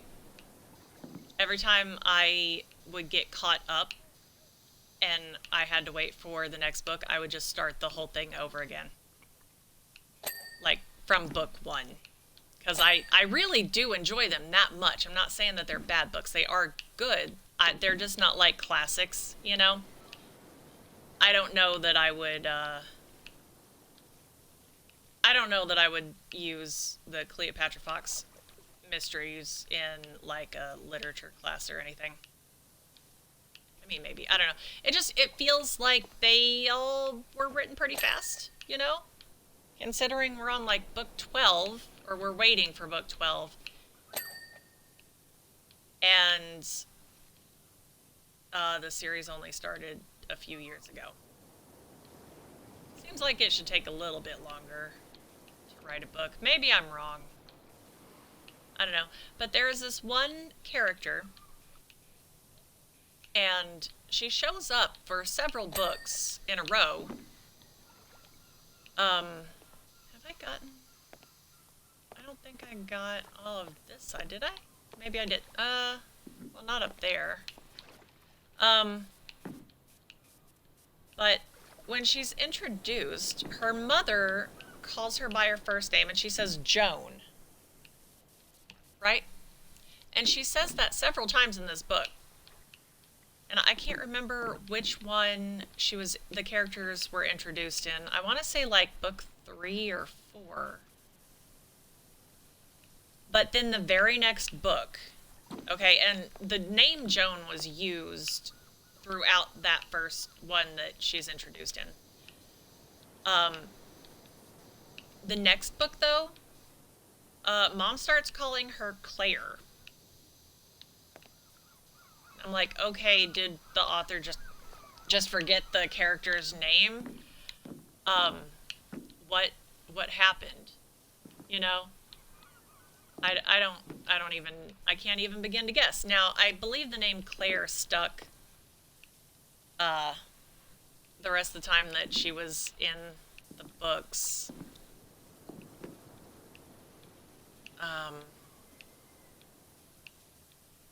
Yeah, I don't... that doesn't seem like the kind of mistake an author would make, I guess. So I'm just not really sure. Like, I'm not sure what even happened there. How do you name a character and then the next book just totally ignore the name that you gave that character? So, I don't know. They are enjoyable, and like I said, they're kind of my go-to when I want to listen to an audio book or something and I'm not sure, like I don't have anything particular in mind. I'm just like, okay, we're gonna listen to Cleopatra Fox, you know. We're gonna listen to Murder at the Mayfair. And also I love murder mysteries. They're fun. But yeah, the Hoopla app, website, whatever. I'm pretty sure you can actually just, like, you don't need the app, you can just go to the website. Or I could be wrong, I don't know. I have the app on my phone, so I don't even mess with the website anymore.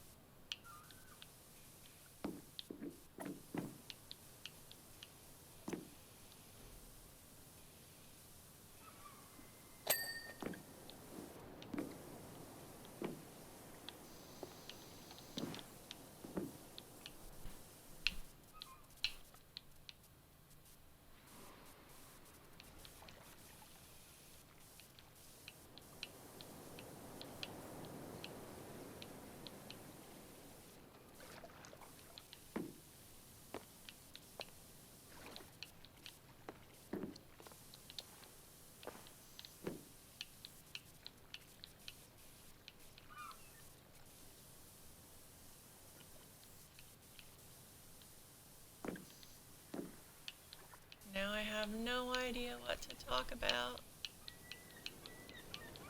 I did actually just start listening to the first Cleopatra Fox book again. I think a couple days ago. I don't know. Yeah, so seriously, like, any complaints I have about the books, the writing or anything, um, it's not enough for me to not listen to them. Because I still enjoy them so much.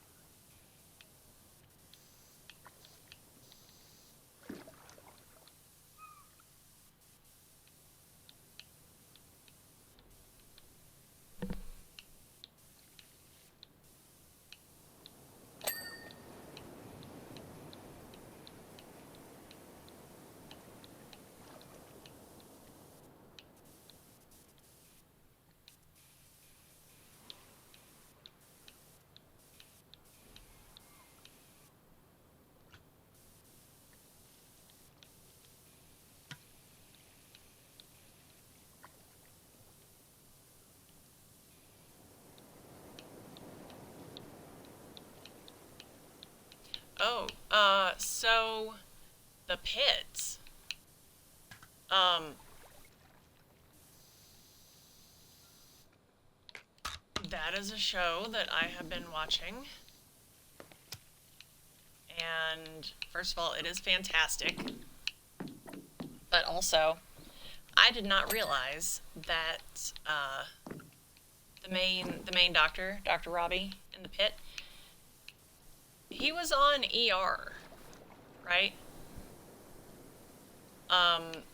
Now I never actually watched ER, so it makes sense that I didn't recognize him from that. Um, I don't know, it's kind of funny. My boyfriend actually pointed out, I don't know if if there was an article about it, but apparently several of the actors from ER are on the Pit. And that's, I don't know, that's neat. You know, they, they were, excuse me, they were in an emergency room medical drama show, like, let's see. I mean, it started in what, like 94? It's an old one, kind of. I mean, I think it ended in 2009. I want to say. I could be very wrong about that one. But that's the one with George Clooney. Yeah, so I definitely added that one to my watch list.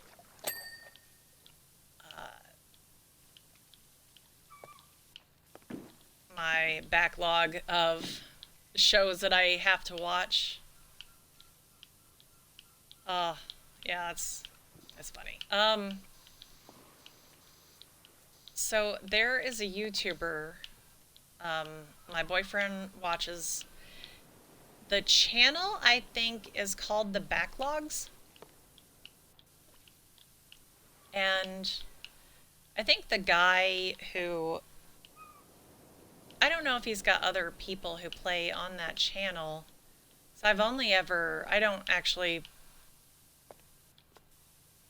I should check out the channel sometime. Usually it's my boyfriend picking the Backlogs videos because he loves it.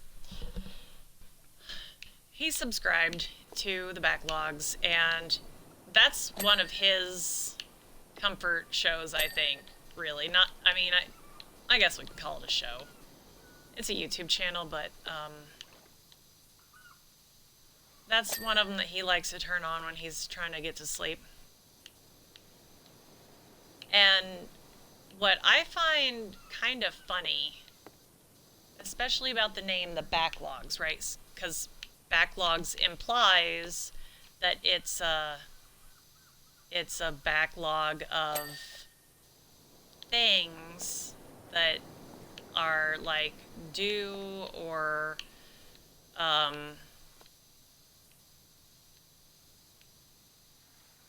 like old stuff that should have been done, I guess. You know what I mean. And so this channel is the Backlogs, and I'm like, oh, that makes me think that it's gonna feature like older games that because he's a gamer, he's making gaming videos, and I'm thinking like he's gonna work on his backlog of games that his to play list, right? Mostly, and this is why I think it's funny, mostly he plays Dark Souls. I believe he does challenge runs. So it's not even that he's working through a backlog of games that that he plans to finish. He's mostly playing Dark Souls. Now I'm sure he plays other things, but again, my boyfriend's the one picking the videos, so uh, I don't actually see what all sorts of videos he has to offer. Maybe he does play a bunch of other games, or maybe he actually works on his backlog of games that he wants to play, like, and I'm sure everyone has something like that. I mean, it's like my backlog of TV shows that I want to watch, you know. Like, I have never finished The X-Files, right? So that's on my list. Uh,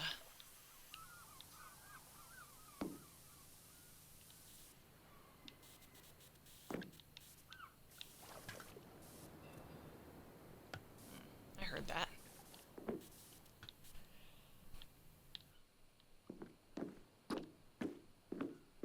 Um,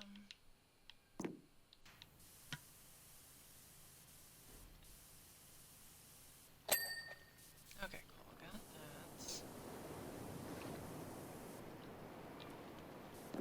In there.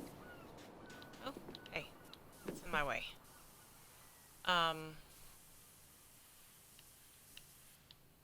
don't know. Yeah, I have this whole list of old shows and stuff that I plan to finish someday.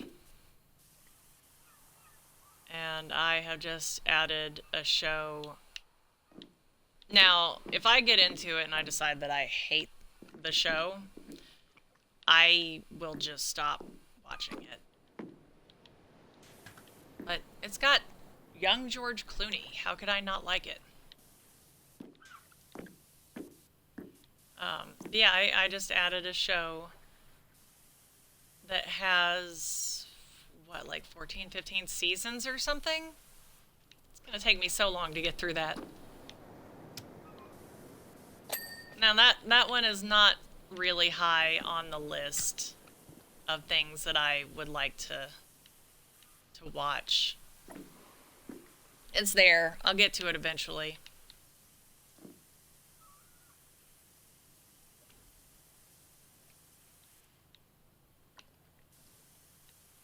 I really don't have like a ladder or step ladder or anything, do I? Hmm. I wonder if I can jump over there. No. Oh. Maybe I'll just wait and see how much I can get from up here. Yeah.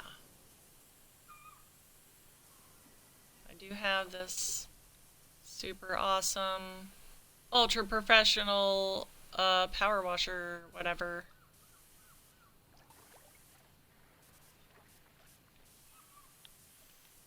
Get a little closer.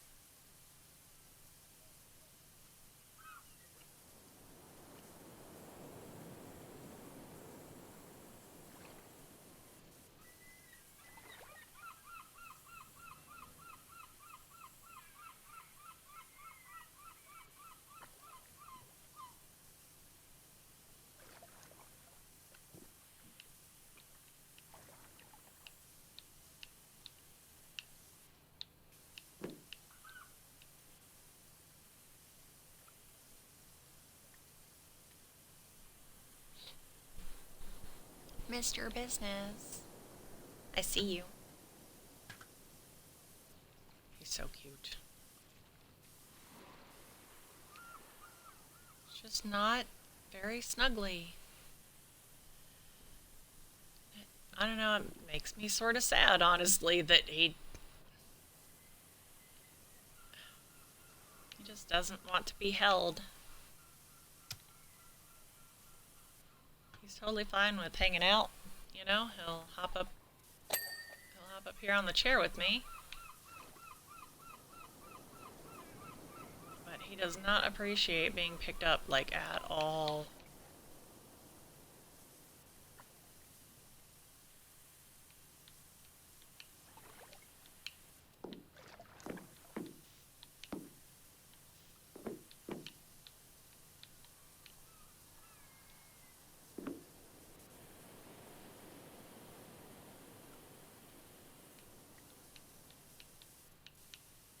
I don't know. Maybe Maybe someday.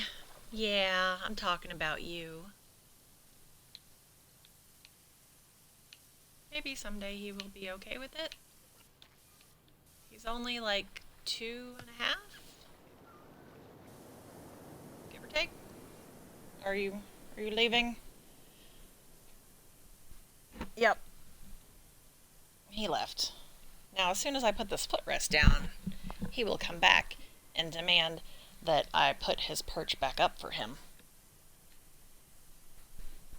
Because obviously it should always be available. Yep, there he is. Did you see a burb?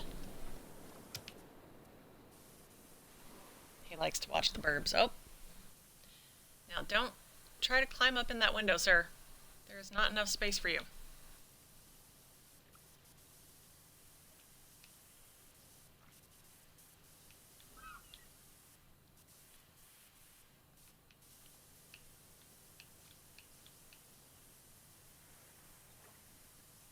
The dog is snoring. Mr. Business.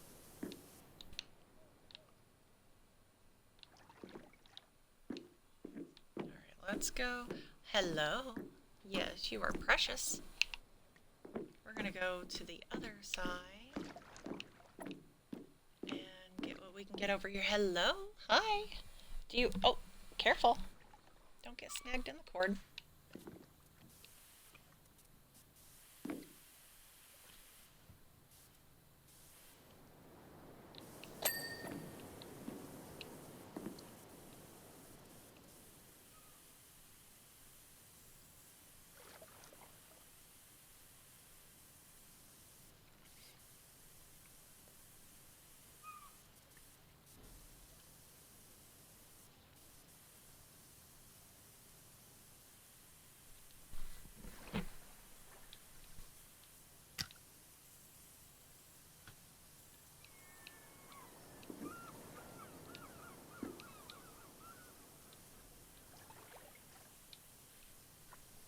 Well, come on.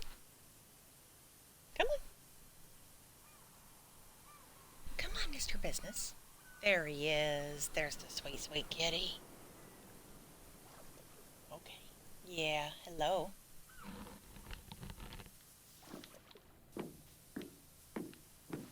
Hello, sir. Oh my goodness.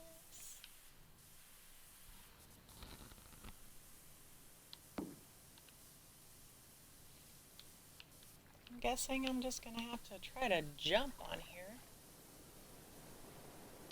I don't really... Hello. You're so precious. Yeah. I don't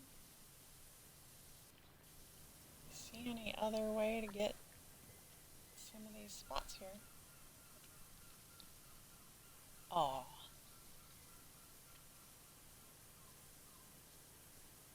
Alright. Okay.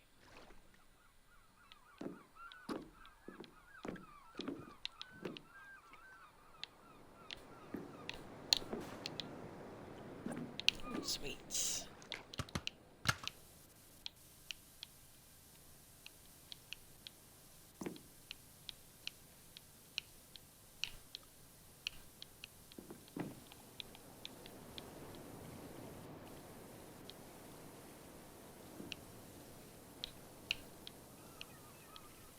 Oh, Mr. Business. Oh my goodness. Hello. Like, he will climb into my lap sometimes. Just be like, I need all of the love and pets and attention right now. But if I try to pick him up and hold him, yeah, then he says, no, I don't want any part of that.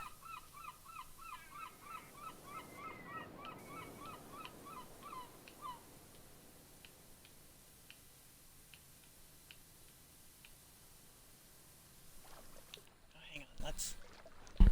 Mr. Business, here.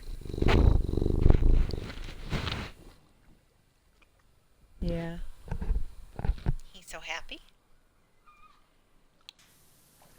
Yeah, Mr. Business. The people could hear you on the video.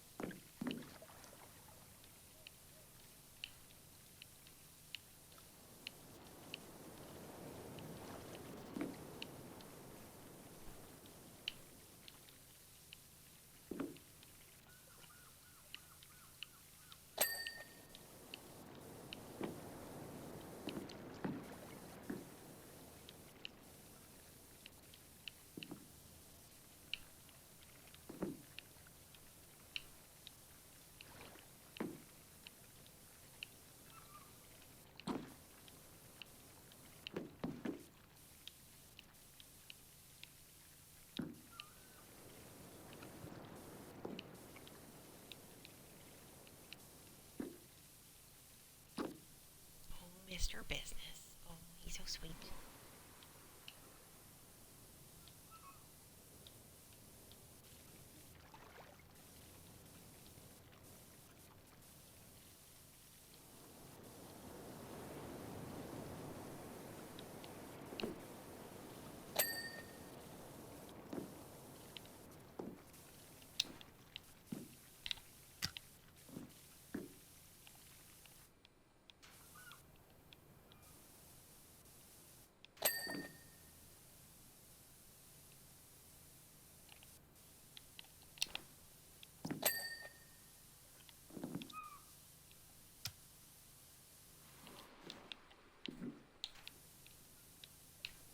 Oh, so dirty.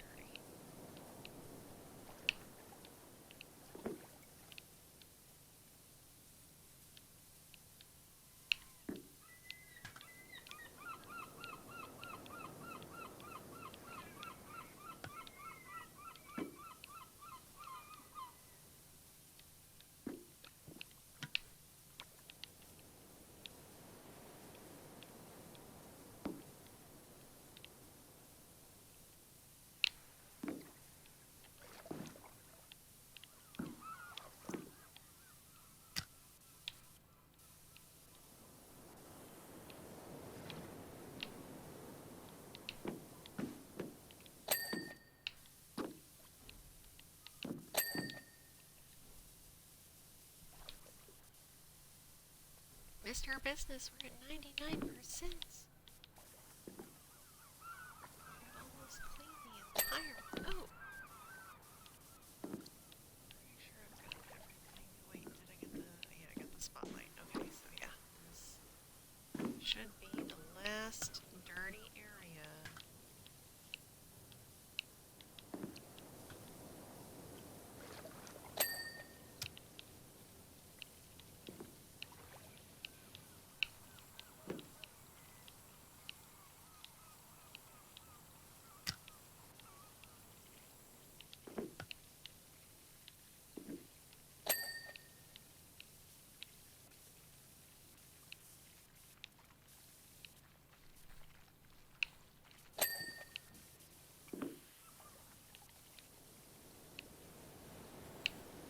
At least I think it's the last dirty area. I could be wrong. We'll have to... Oh, yeah, here we go. Okay. Yeah, supply crate. Is this... We're gonna get all the looks and critters.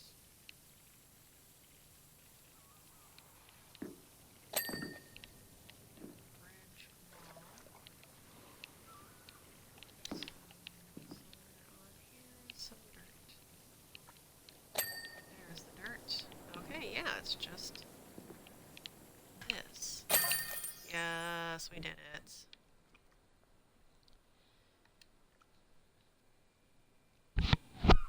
Yay, Mr. Business.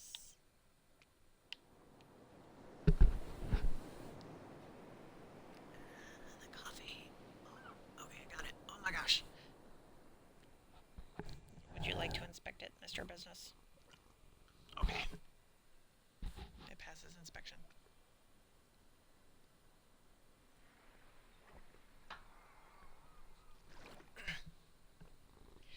Ah, okay. She looks so good, I don't know if I can bring myself to put her back in the water, although how else am I ever going to find the source of that incredible aroma?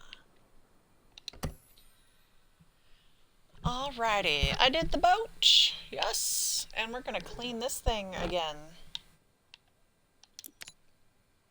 Hello there, my transport is dirty and making me so sad. Please clean it up so I can smile once more. Alright, sure.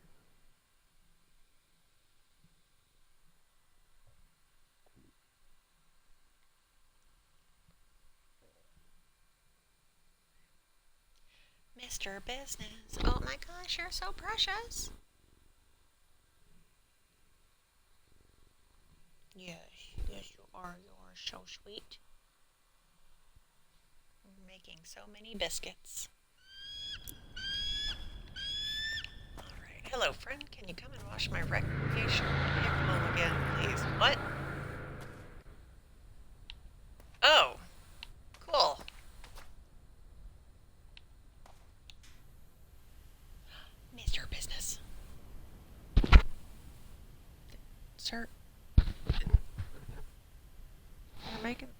making this difficult?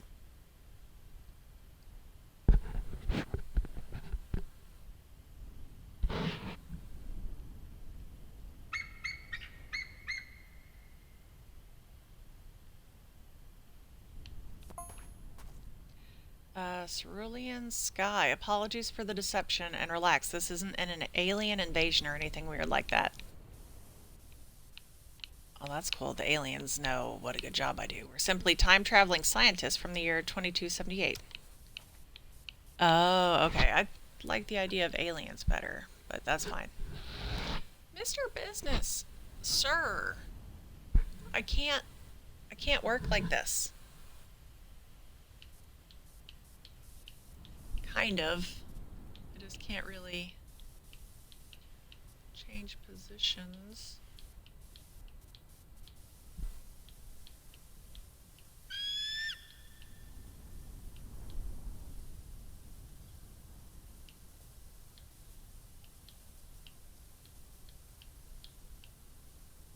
Mr. Business, I need both hands for this.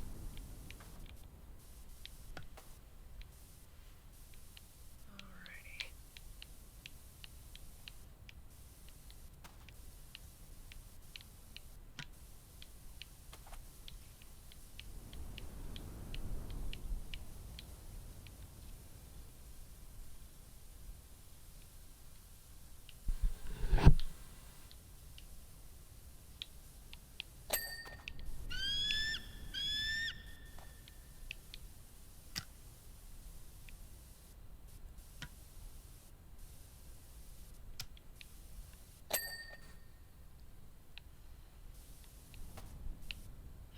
Okay. He seems good now, I think. I don't know, he seemed to be reacting to the bird sounds in the game. So, I mean, I know the volume on the TV is up a little bit. It's not like muted. But I do have it down pretty low. So, yeah, I don't know. Maybe it is loud enough that he can hear the bird noises.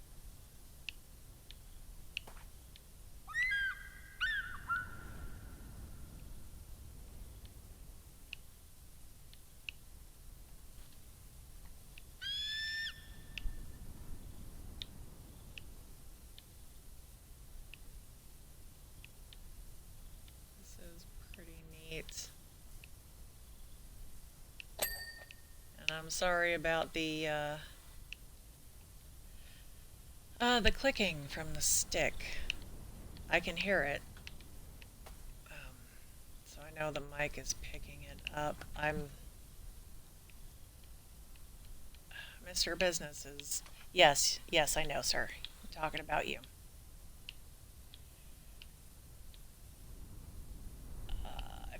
I know that, like, the mic does pick up the joystick clicking around quite a bit. But I feel like it's extra loud right now because I'm trying to hold the controller over Mr. Business. He's in my lap. He's making biscuits. He's making all the biscuits. He is the best little baker there ever was. And he's so cute.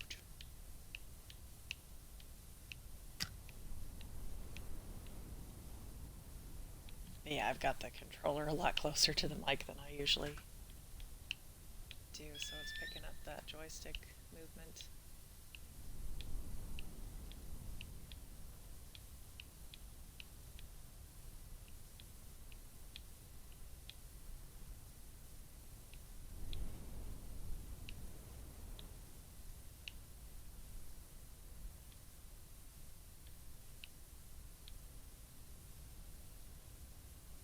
Ah, yes, the UFO. It is pretty neat. Although I really wish it had just been aliens. I mean, they said they were scientists. Time-traveling scientists. Aliens would have been cooler. Like, yeah, the whole galaxy knows about my power washing business, you know? Like that would be cool.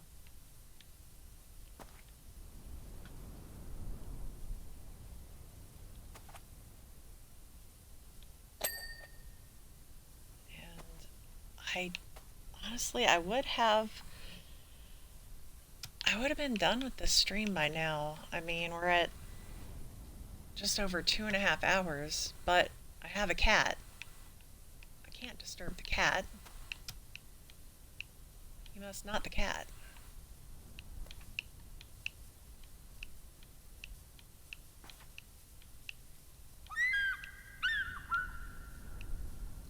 And so I'm stuck here, so I might as well clean this awesome UFO thing, right? Like, what else am I gonna do?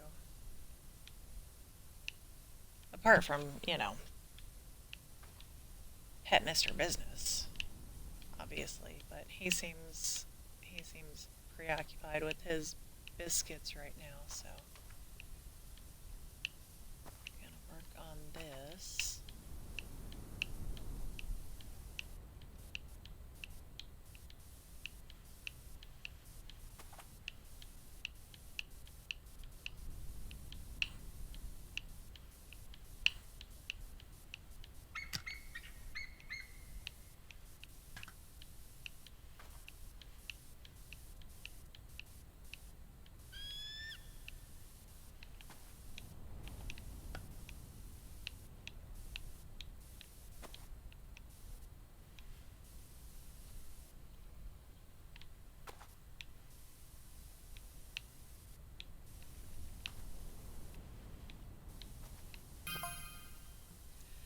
Someone hit us using technology that even we are unfamiliar with, disabling our entire systems with a strange substance and forcing us to crash land.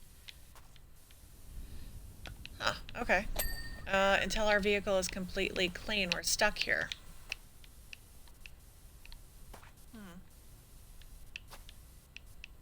Okay. Also, it could do with the wash anyway. Yeah, it's a little dirty. That's okay, we will have this cleaned up for you in no time.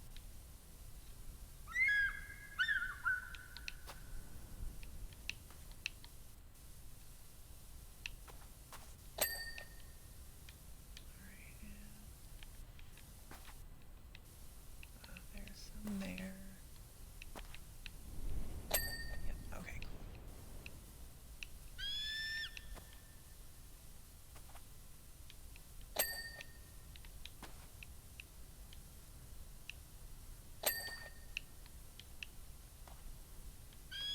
Okay, so that all looks good, I think.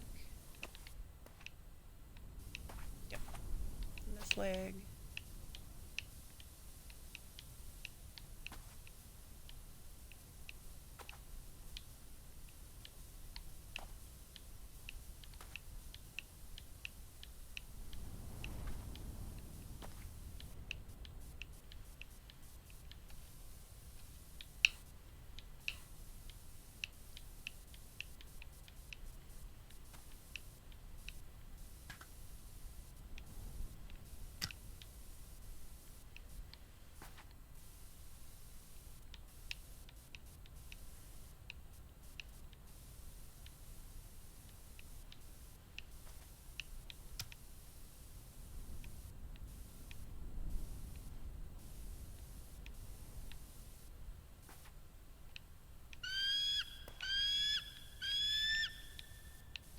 So, whoever or whatever it was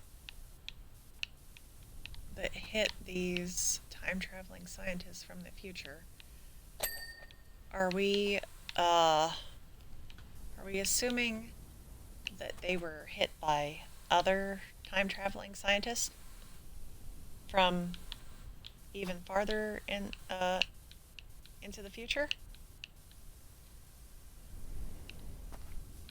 Or are they hit by aliens? Hmm. mystery that maybe we'll get the answers to that at some point. Mr. Business, hello, sir. Oh, do you need attention? He does. He needs all of the attention. Yes.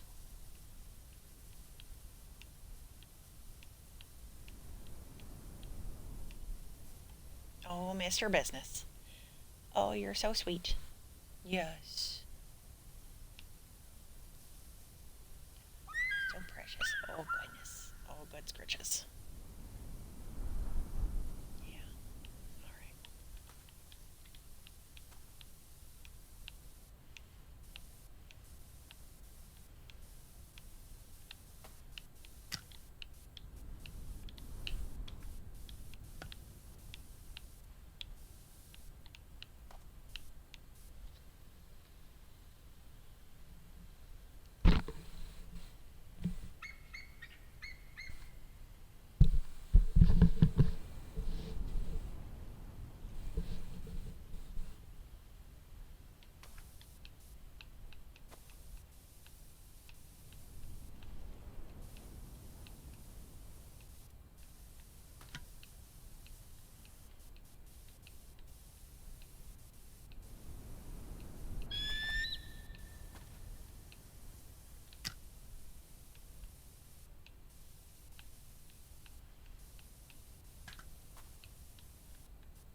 Mr. Business. He's so sweet.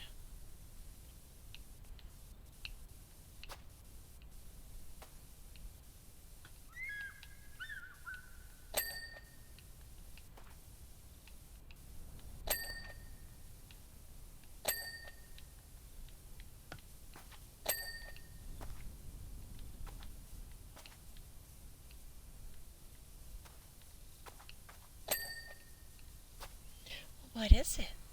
Hmm? What is it, sir?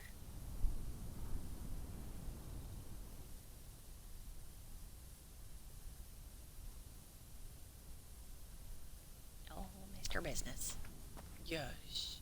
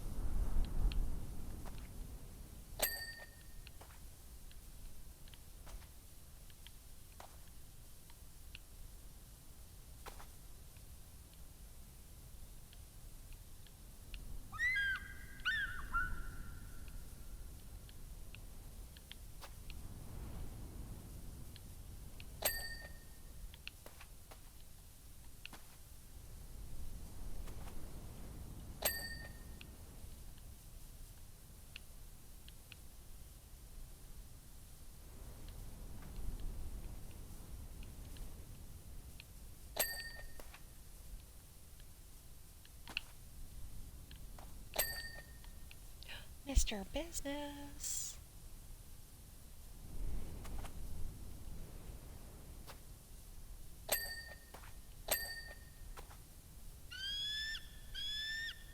There are a lot of bird noises in this game, or at least in this level, which is cool, you know. Alright, so that one's good, and I think I got all of those. So,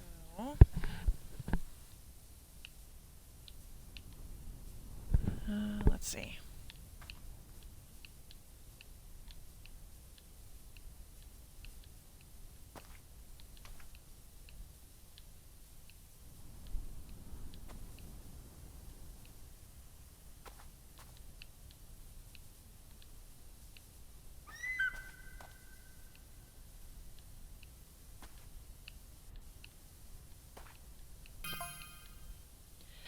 We came here to solve the historical mystery as to why Mount Rushless suddenly became so angry, but then just as suddenly stopped.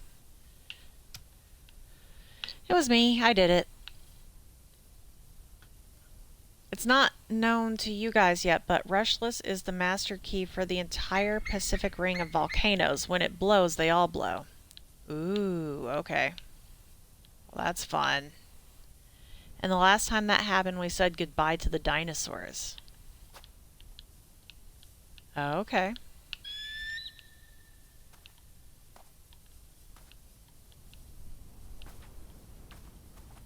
Very interesting.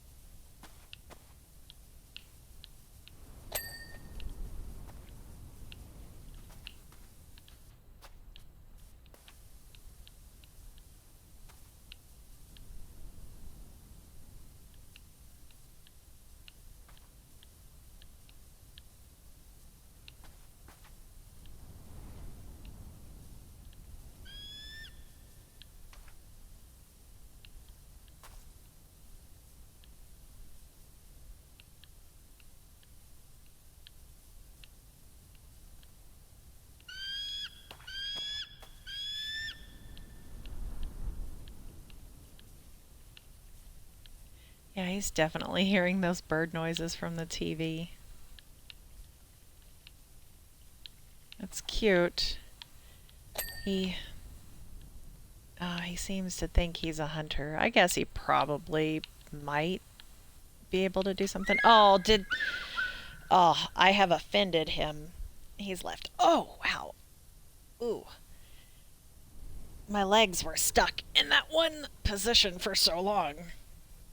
Okay. Yeah, we're good. We're good now. Definitely gonna have to get up and move around after this one.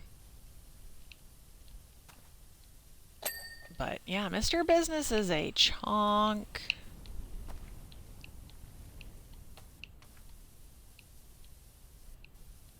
He is a thick boy. And I mean, he can move, you know. Like, yeah, he will he's got some get up and go when he wants to, but uh even if he were to catch a bird, I don't know if he would know what to do with it. You know? He's an indoor cat. He's not a hunter. He seems to think he is. But I don't have as much confidence in his abilities as he seems to have.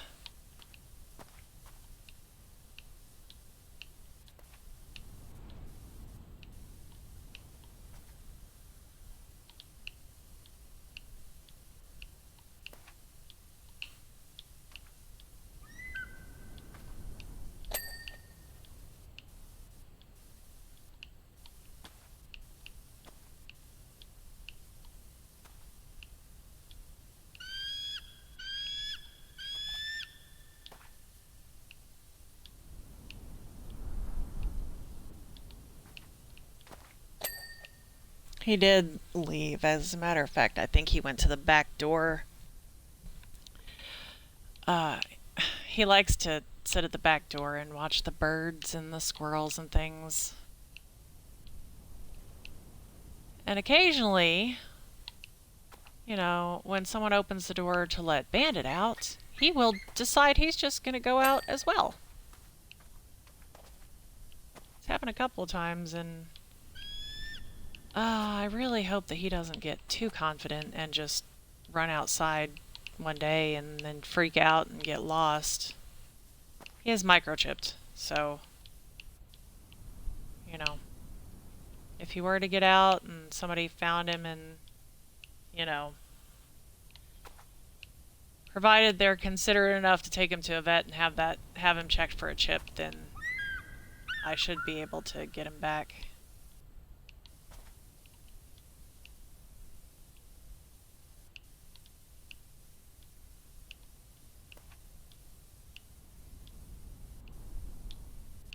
Thankfully, though, like I said, he is an indoor cat. I did get him a little harness, and a leash to try to take him outside because he seemed really interested in going outside. And I don't trust him to just be outside and be okay. I had a cat once some years back. That cat, it's been a while, really.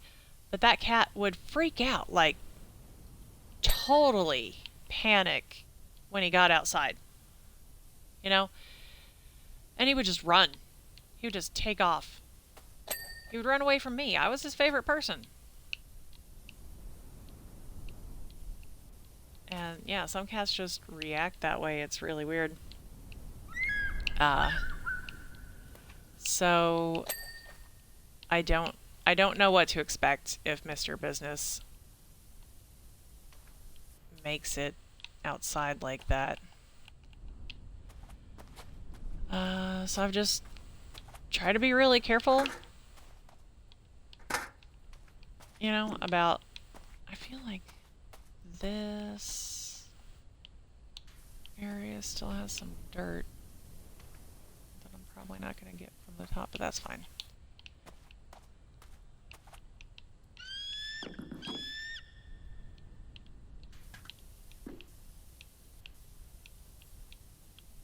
But yeah, I'm just trying to be really careful and make sure that the kids are also really careful about keeping an eye on Mr. Business when the back door is open. Because there have been a couple of times where, dang it, where he's sitting at the, oh, he's back. Okay, come on, get up here. Or he's like at the back door and he's watching the birds or the squirrels.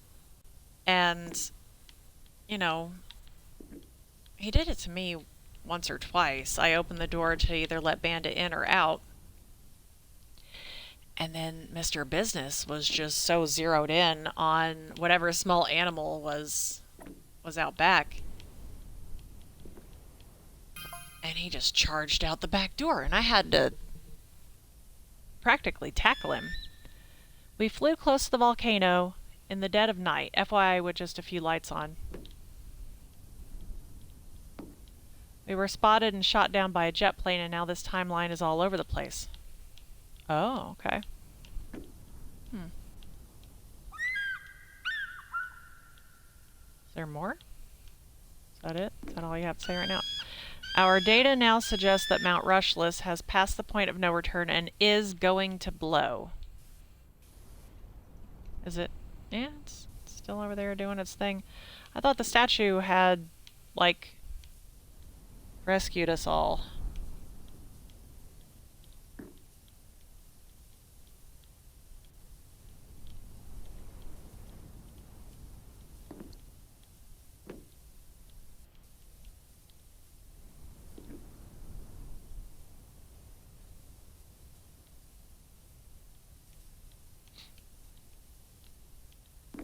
Ooh, I almost forgot I have a coffee.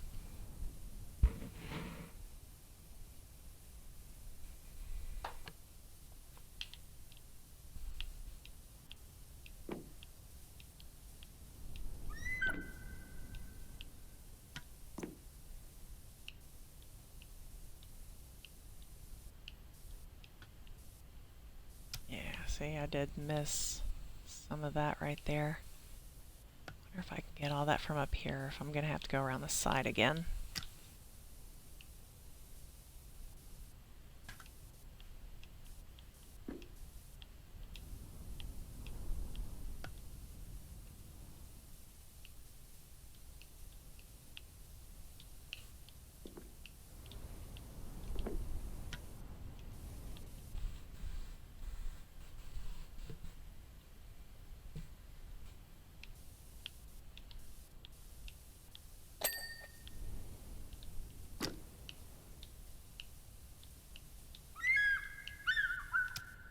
Oh, dang it.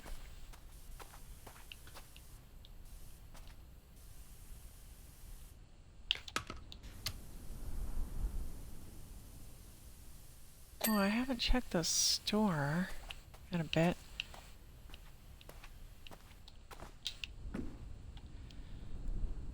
And I have more money now. There was another extension for this. Ooh, the Pro Triple Tip Nozzle.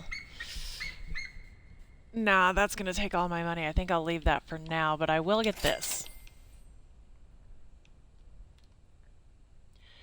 Alright, so yeah.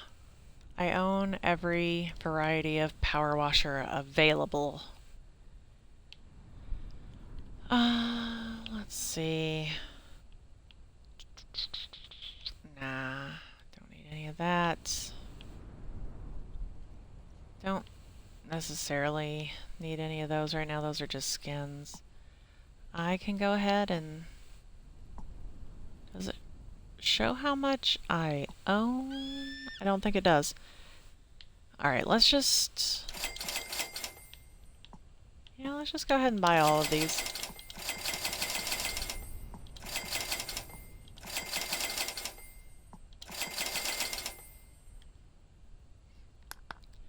Alright. Extra long. I don't actually need that right now.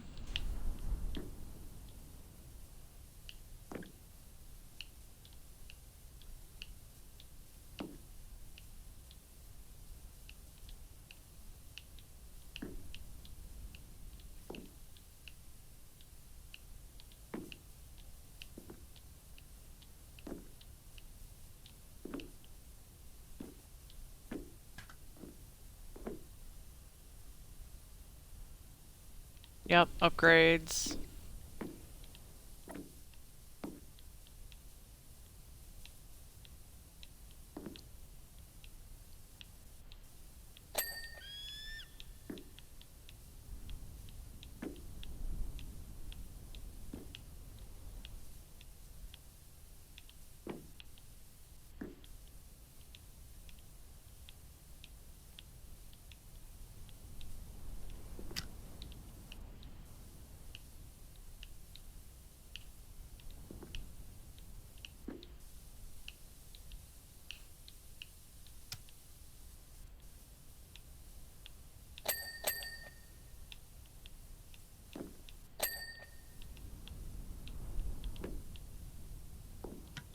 Oh no, don't... Oh, I fell. That's fine. There's a ladder. Yeah, alright. And then... Just get this. Yep. Yep, there's that.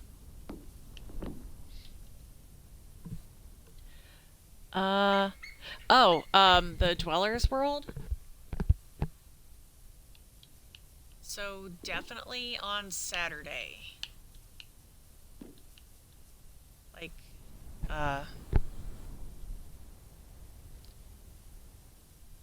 yeah, probably. Trying to think of what time.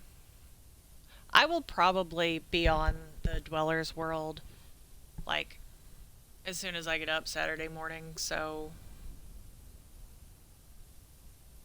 around about the normal time, depending on how well I sleep.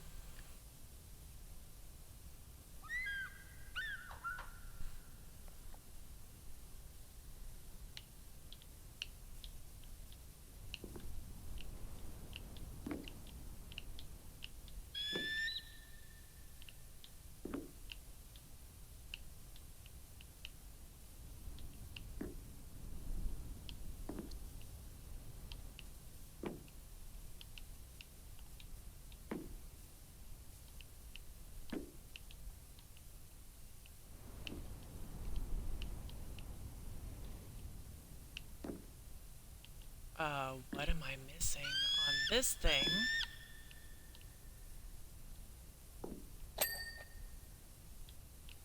Okay.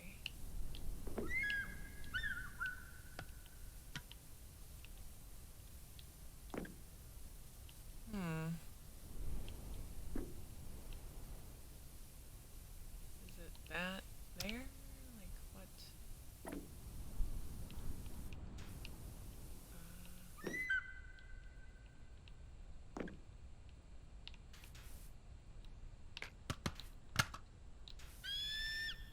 Oh. Oops.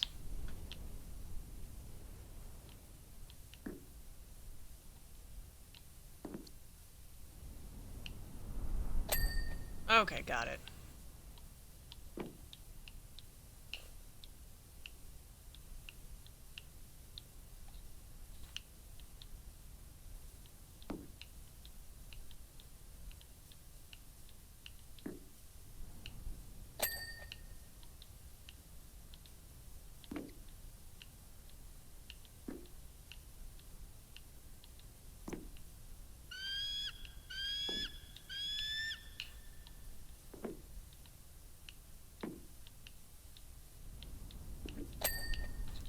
Mr. Business is back. Are you coming up?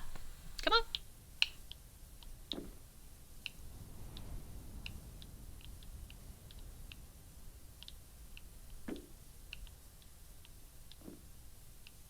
There he is.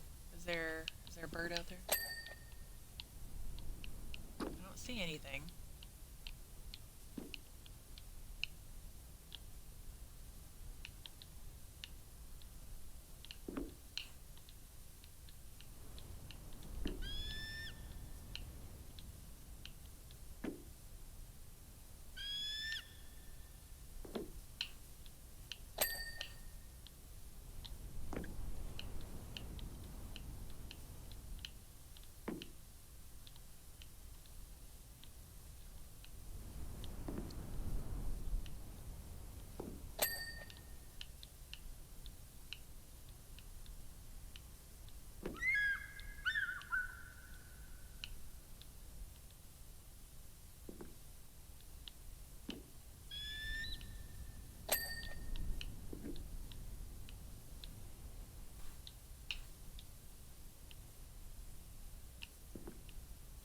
Mr. Business, you are a silly, silly cat.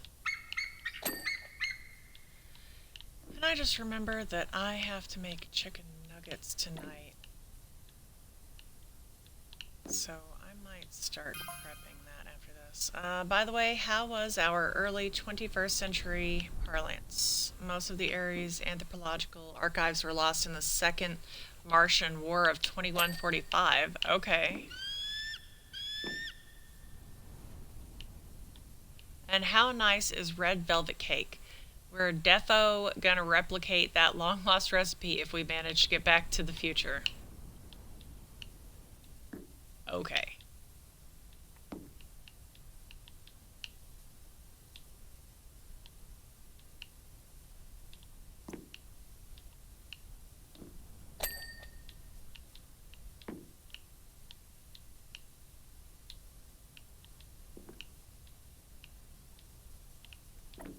Yeah, I think I'm gonna finish up this cool UFO thing. And then I'm gonna prep the nuggets.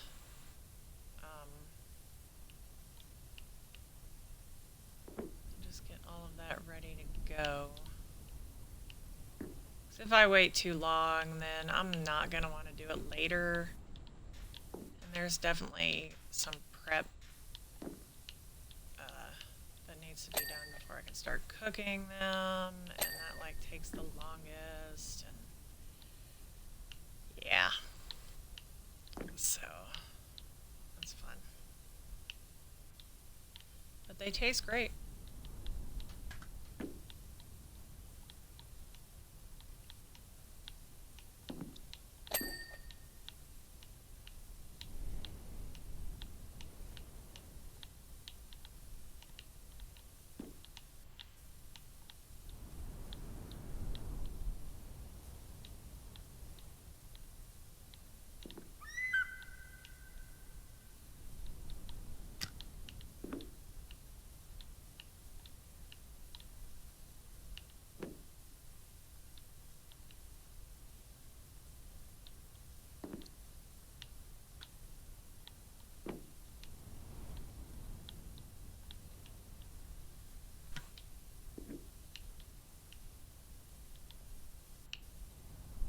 got some microwave mashed potatoes to go with. Oh, there's got to be something on the edge on that part that I haven't gotten. Um,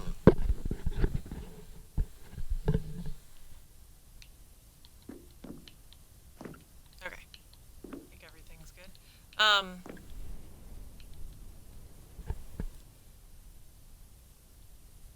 What? Right, the microwave mashed potatoes. So, I could absolutely cook, like, make homemade mashed potatoes. You know, just go through the whole process, but it is a whole process. And, um, like, I enjoy cooking. I absolutely go just full extra with, like, so much, you know? Um, I'm very extra. But I've come to realize that I will absolutely just, I don't want to say I overestimate my own abilities, because I am capable of doing the things. You know? It's more like uh, my time management abilities that I overestimate. Or maybe I underestimate the amount of time that, like, some of the prep takes and stuff. And so, I will use shortcuts if I need to sometimes. Like, like microwavable mashed potatoes. They're refrigerated, so it's not like the instant mashed potatoes with the flakes, which I guess those are also fine if you like those. I'm not a fan. Maybe I just don't know the tricks to fixing them up so that they are better. But if you just follow the instructions on the box, I feel like it's never, it just doesn't really turn out so great. Like I said, I probably just don't know all the tricks to fixing them up and seasoning and whatever. So, if, like, if that's what you have to eat, that's what you have to eat. That's fine. Like, people need food, you know. I'm just not a fan of the instant potatoes. But these microwave mashed potatoes, it's it's refrigerated. So, like, if you're gonna look for them, I can't remember what the brand is, and I feel like stores will put them in different places. So I wouldn't even know where to tell you to look except for, like, the refrigerated section. But it's actually mashed potatoes. I'm fairly certain they're not instant or anything. They're just mashed potatoes, and they're in this dish, and there are different flavors. You can get, like, garlic and herb, or there's original, which is really just plain potatoes, I guess. Um, but they all taste really good, and they're really easy. You put them in the microwave for a few minutes, and I mean, there's instructions. But yeah, like, you microwave for a couple of minutes, and then you stir, and then you microwave again for another couple of minutes, and bam, mashed potatoes, right? And mashed potatoes go so well with so many things. I I prefer to. Okay, so I will serve mashed potatoes with lots of foods, but I feel like as a side dish with chicken nuggets, you gotta have mashed potatoes. I don't know, maybe that's just me. Um, but when I'm making homemade nuggets, and the process on that is so much work, then yeah, I will take shortcuts with the potatoes. I will just use the microwave mashed potatoes. Now, if I were using like frozen nuggets, um, then there's a very good chance that I would probably make homemade mashed potatoes.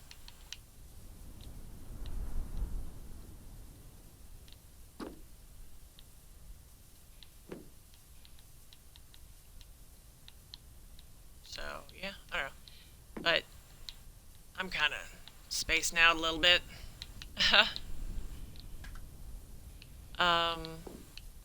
I do love to cook. I don't do it often enough.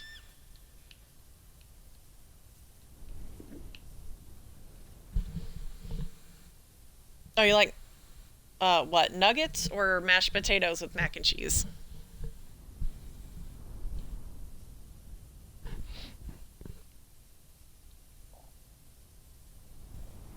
Mm. Excuse me, sorry. Just drinking the coffee. Yeah, mac and cheese is a good side to go with nuggets.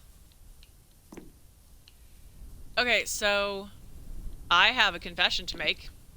I'm not a huge fan of mac and cheese, and I never really have been.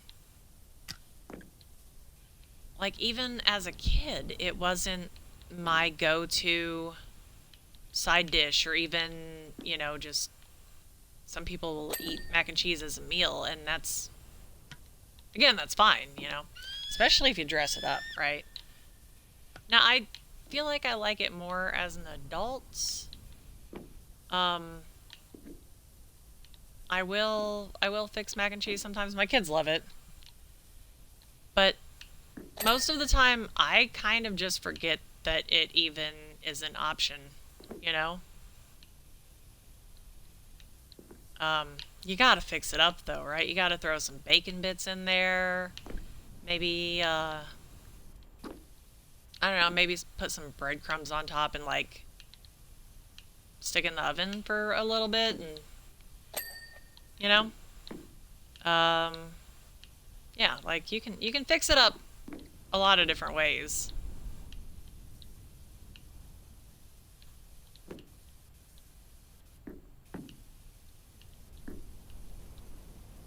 Now, one of my, uh, let's see, do I have everything up top? I think I do. I think that it's mostly just on the side there. Yep, let's summon that ladder. Um, so, oh right, so one of my go-to meal ideas, like dinner, lunch, whatever, really. And I figured this out when the kids were younger. Um, because, well, for a little bit I had what was that? What? I had a roommate, and she has a couple of kids, and like my kids were pretty young, and her kids were pretty close to the same age. And, I don't want to get into all the specifics of the whole situation, but like, polarized saucer platings, are those wave pulse tractor units? On the landing sockets has to be landing gripper, landing hinge, landing socket. Okay, so one of these things isn't totally clean. There it is. Alright. Polarized saucer platings. I guess I could, like, wave pulse tractor units. Um, polarized saucer plating. Okay, so it's somewhere. Oh, I think my audio's going weird. Oh, no. Okay, I adjusted and it seems alright now.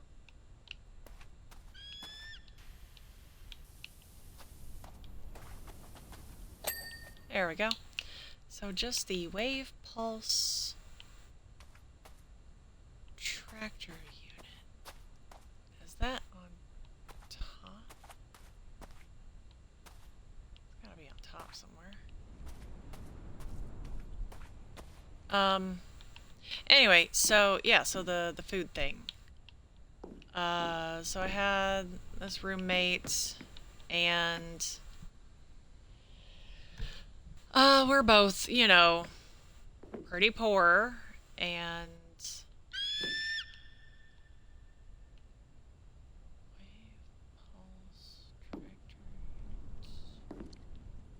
and trying to feed 4 kids. And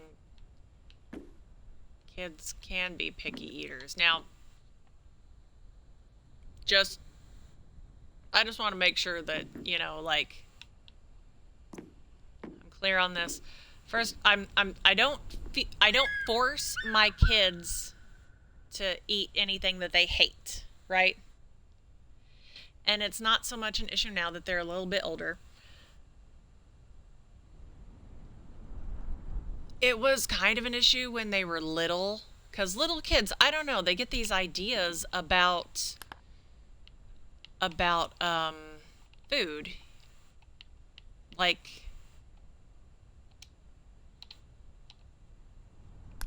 here we go,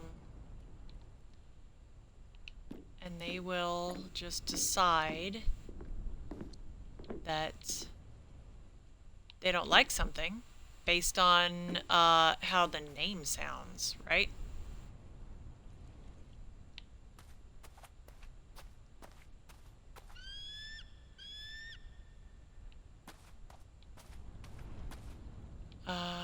Where is this thing? Let's see if we can.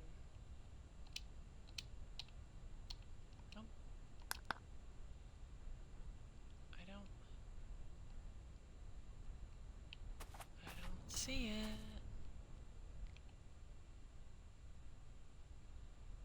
Huh.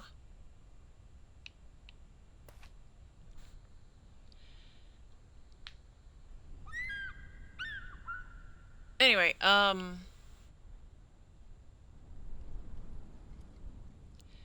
yeah, kids, like, I did not allow my children to be picky eaters. Now, there are certain things that I am far more lenient on. Um, like chewy bits on meat and stuff. It's gross. I don't like it. I keep pushing the wrong dang button.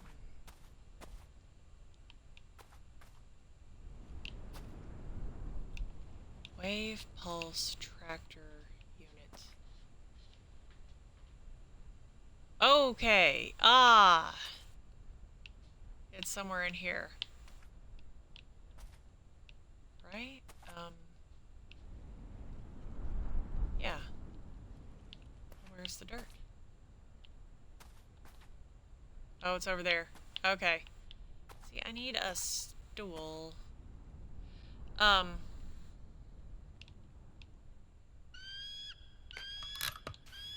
Yeah.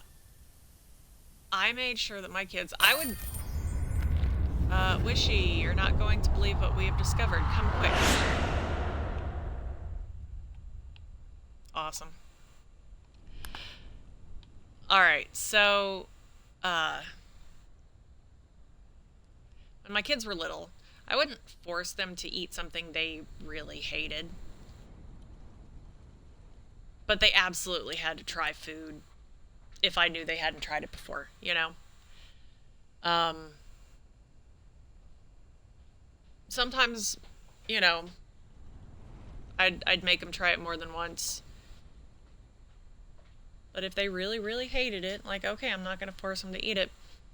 But because I forced them to try things that they, I don't know, in their little minds, they were convinced they didn't like it.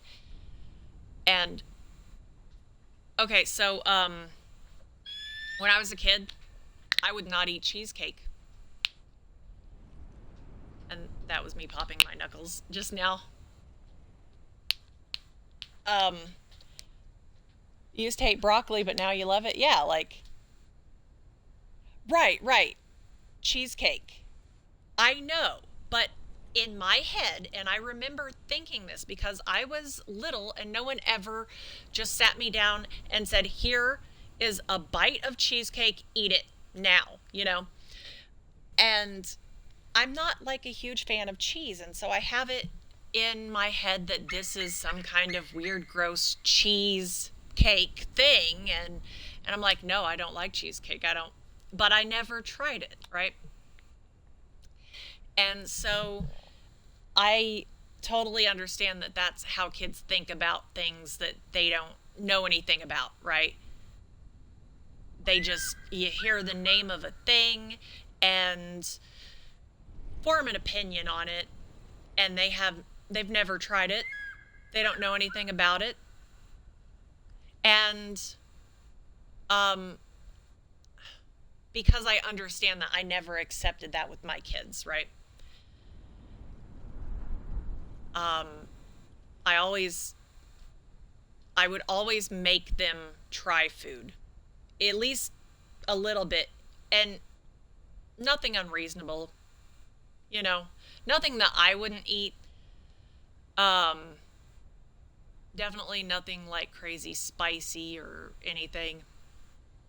But they had to at least try it. And if they tried it and then they didn't like it, then okay, that's fine. But you got to try it. Um but yeah, so the whole reason I went off on that tangent, I was saying that kids are picky eaters, and so me and my roommate, we have 4 kids, and they're all fairly young, and you know, kids are weird about food, and we're trying to feed them all on a budget, and we're trying to find something that all of them will eat. And so what I found was rice-a-roni, right? It's fairly cheap. At the time, I think it was like $1 a box. And we would get usually like the chicken flavor, you know? And I would cook up a couple boxes of that. And then I would scramble some eggs and mix that in with it, and then I would like get one of those steamable bags of broccoli or some sort of steamable um, vegetable thing. And then I would cook that and cut it up smaller than it already was and mix it all up into this rice-a-roni. And all of the kids loved it. And it's really cheap, you know, especially if you're feeding a small group of people. Um, yeah, but that's like one of my go-to budget meal ideas, especially when I have to feed kids. They still enjoy it. Oh, also sometimes I would put this is gonna sound, at least it sounded weird to me, but canned chicken. It's actually decent. Now you can leave that one out and keep the price down on the meal altogether, because like one can of this canned chicken, it could be like $3 or more, and I would usually put, right, it doesn't sound too weird. It's just, I don't know, it's like this combination of things that I wouldn't normally think to combine. And kids, now they might eat scrambled eggs, but if you give them a plate of rice, especially like the young ones, um, some of them might like it, and some of them are going to look at it like it's gross. The veggies, especially, they're not going to be super into that. But oh, and you can also top it with cheese if you want to. You know, just throw some shredded cheese on there. Um, and yeah, kids love it, and it's very filling, right? And little kids like will just eat so much, so much food. Um, yeah, it's a really great budget meal.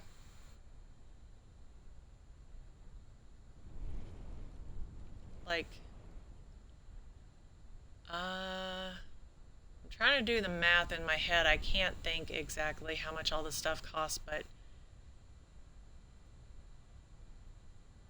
I was feeding me and my roommate and 4 children with this for pretty cheap,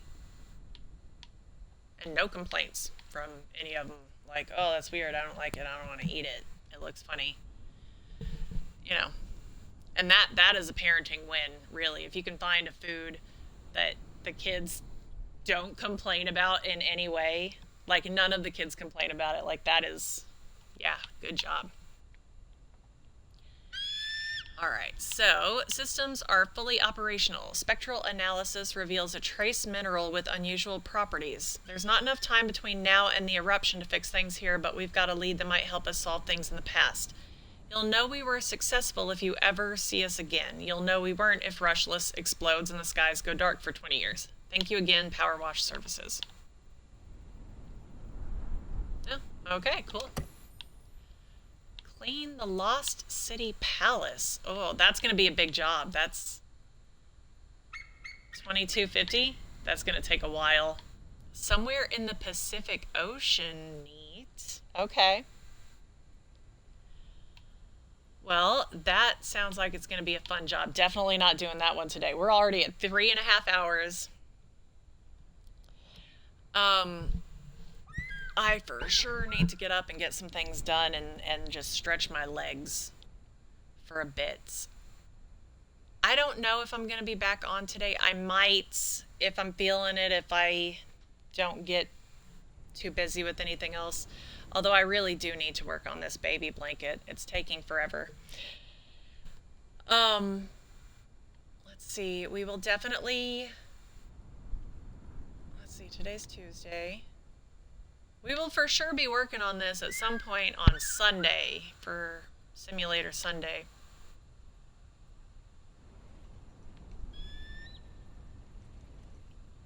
So that'll be fun. Now tomorrow is Random Wednesday, so I'm going to spin the wheel and see what game it chooses for me to play. Hopefully it's a good one. If it's not, or if I get into it and if I start playing it and I'm not like super into it, then I might play it for a little bit and then do some more PowerWash tomorrow, but we'll see how it goes. You know, you gotta be flexible. I don't like to make plans too like solid, because when I do that, something always goes wrong. So I just kind of go with the flow. Anyway, thank you so much for hanging out with me today. Thanks for stopping by. Thanks for watching. Willow, it is always nice chatting with you on here. I hope that you got some of your schoolwork done. You know, I hope that I helped you a little bit with that. Yeah, I'm gonna hop off of here for now. I should probably eat food. I don't think I've had food today. Food is important. So is water. I should drink more water. Anyway, I will see you next time. and have a great day.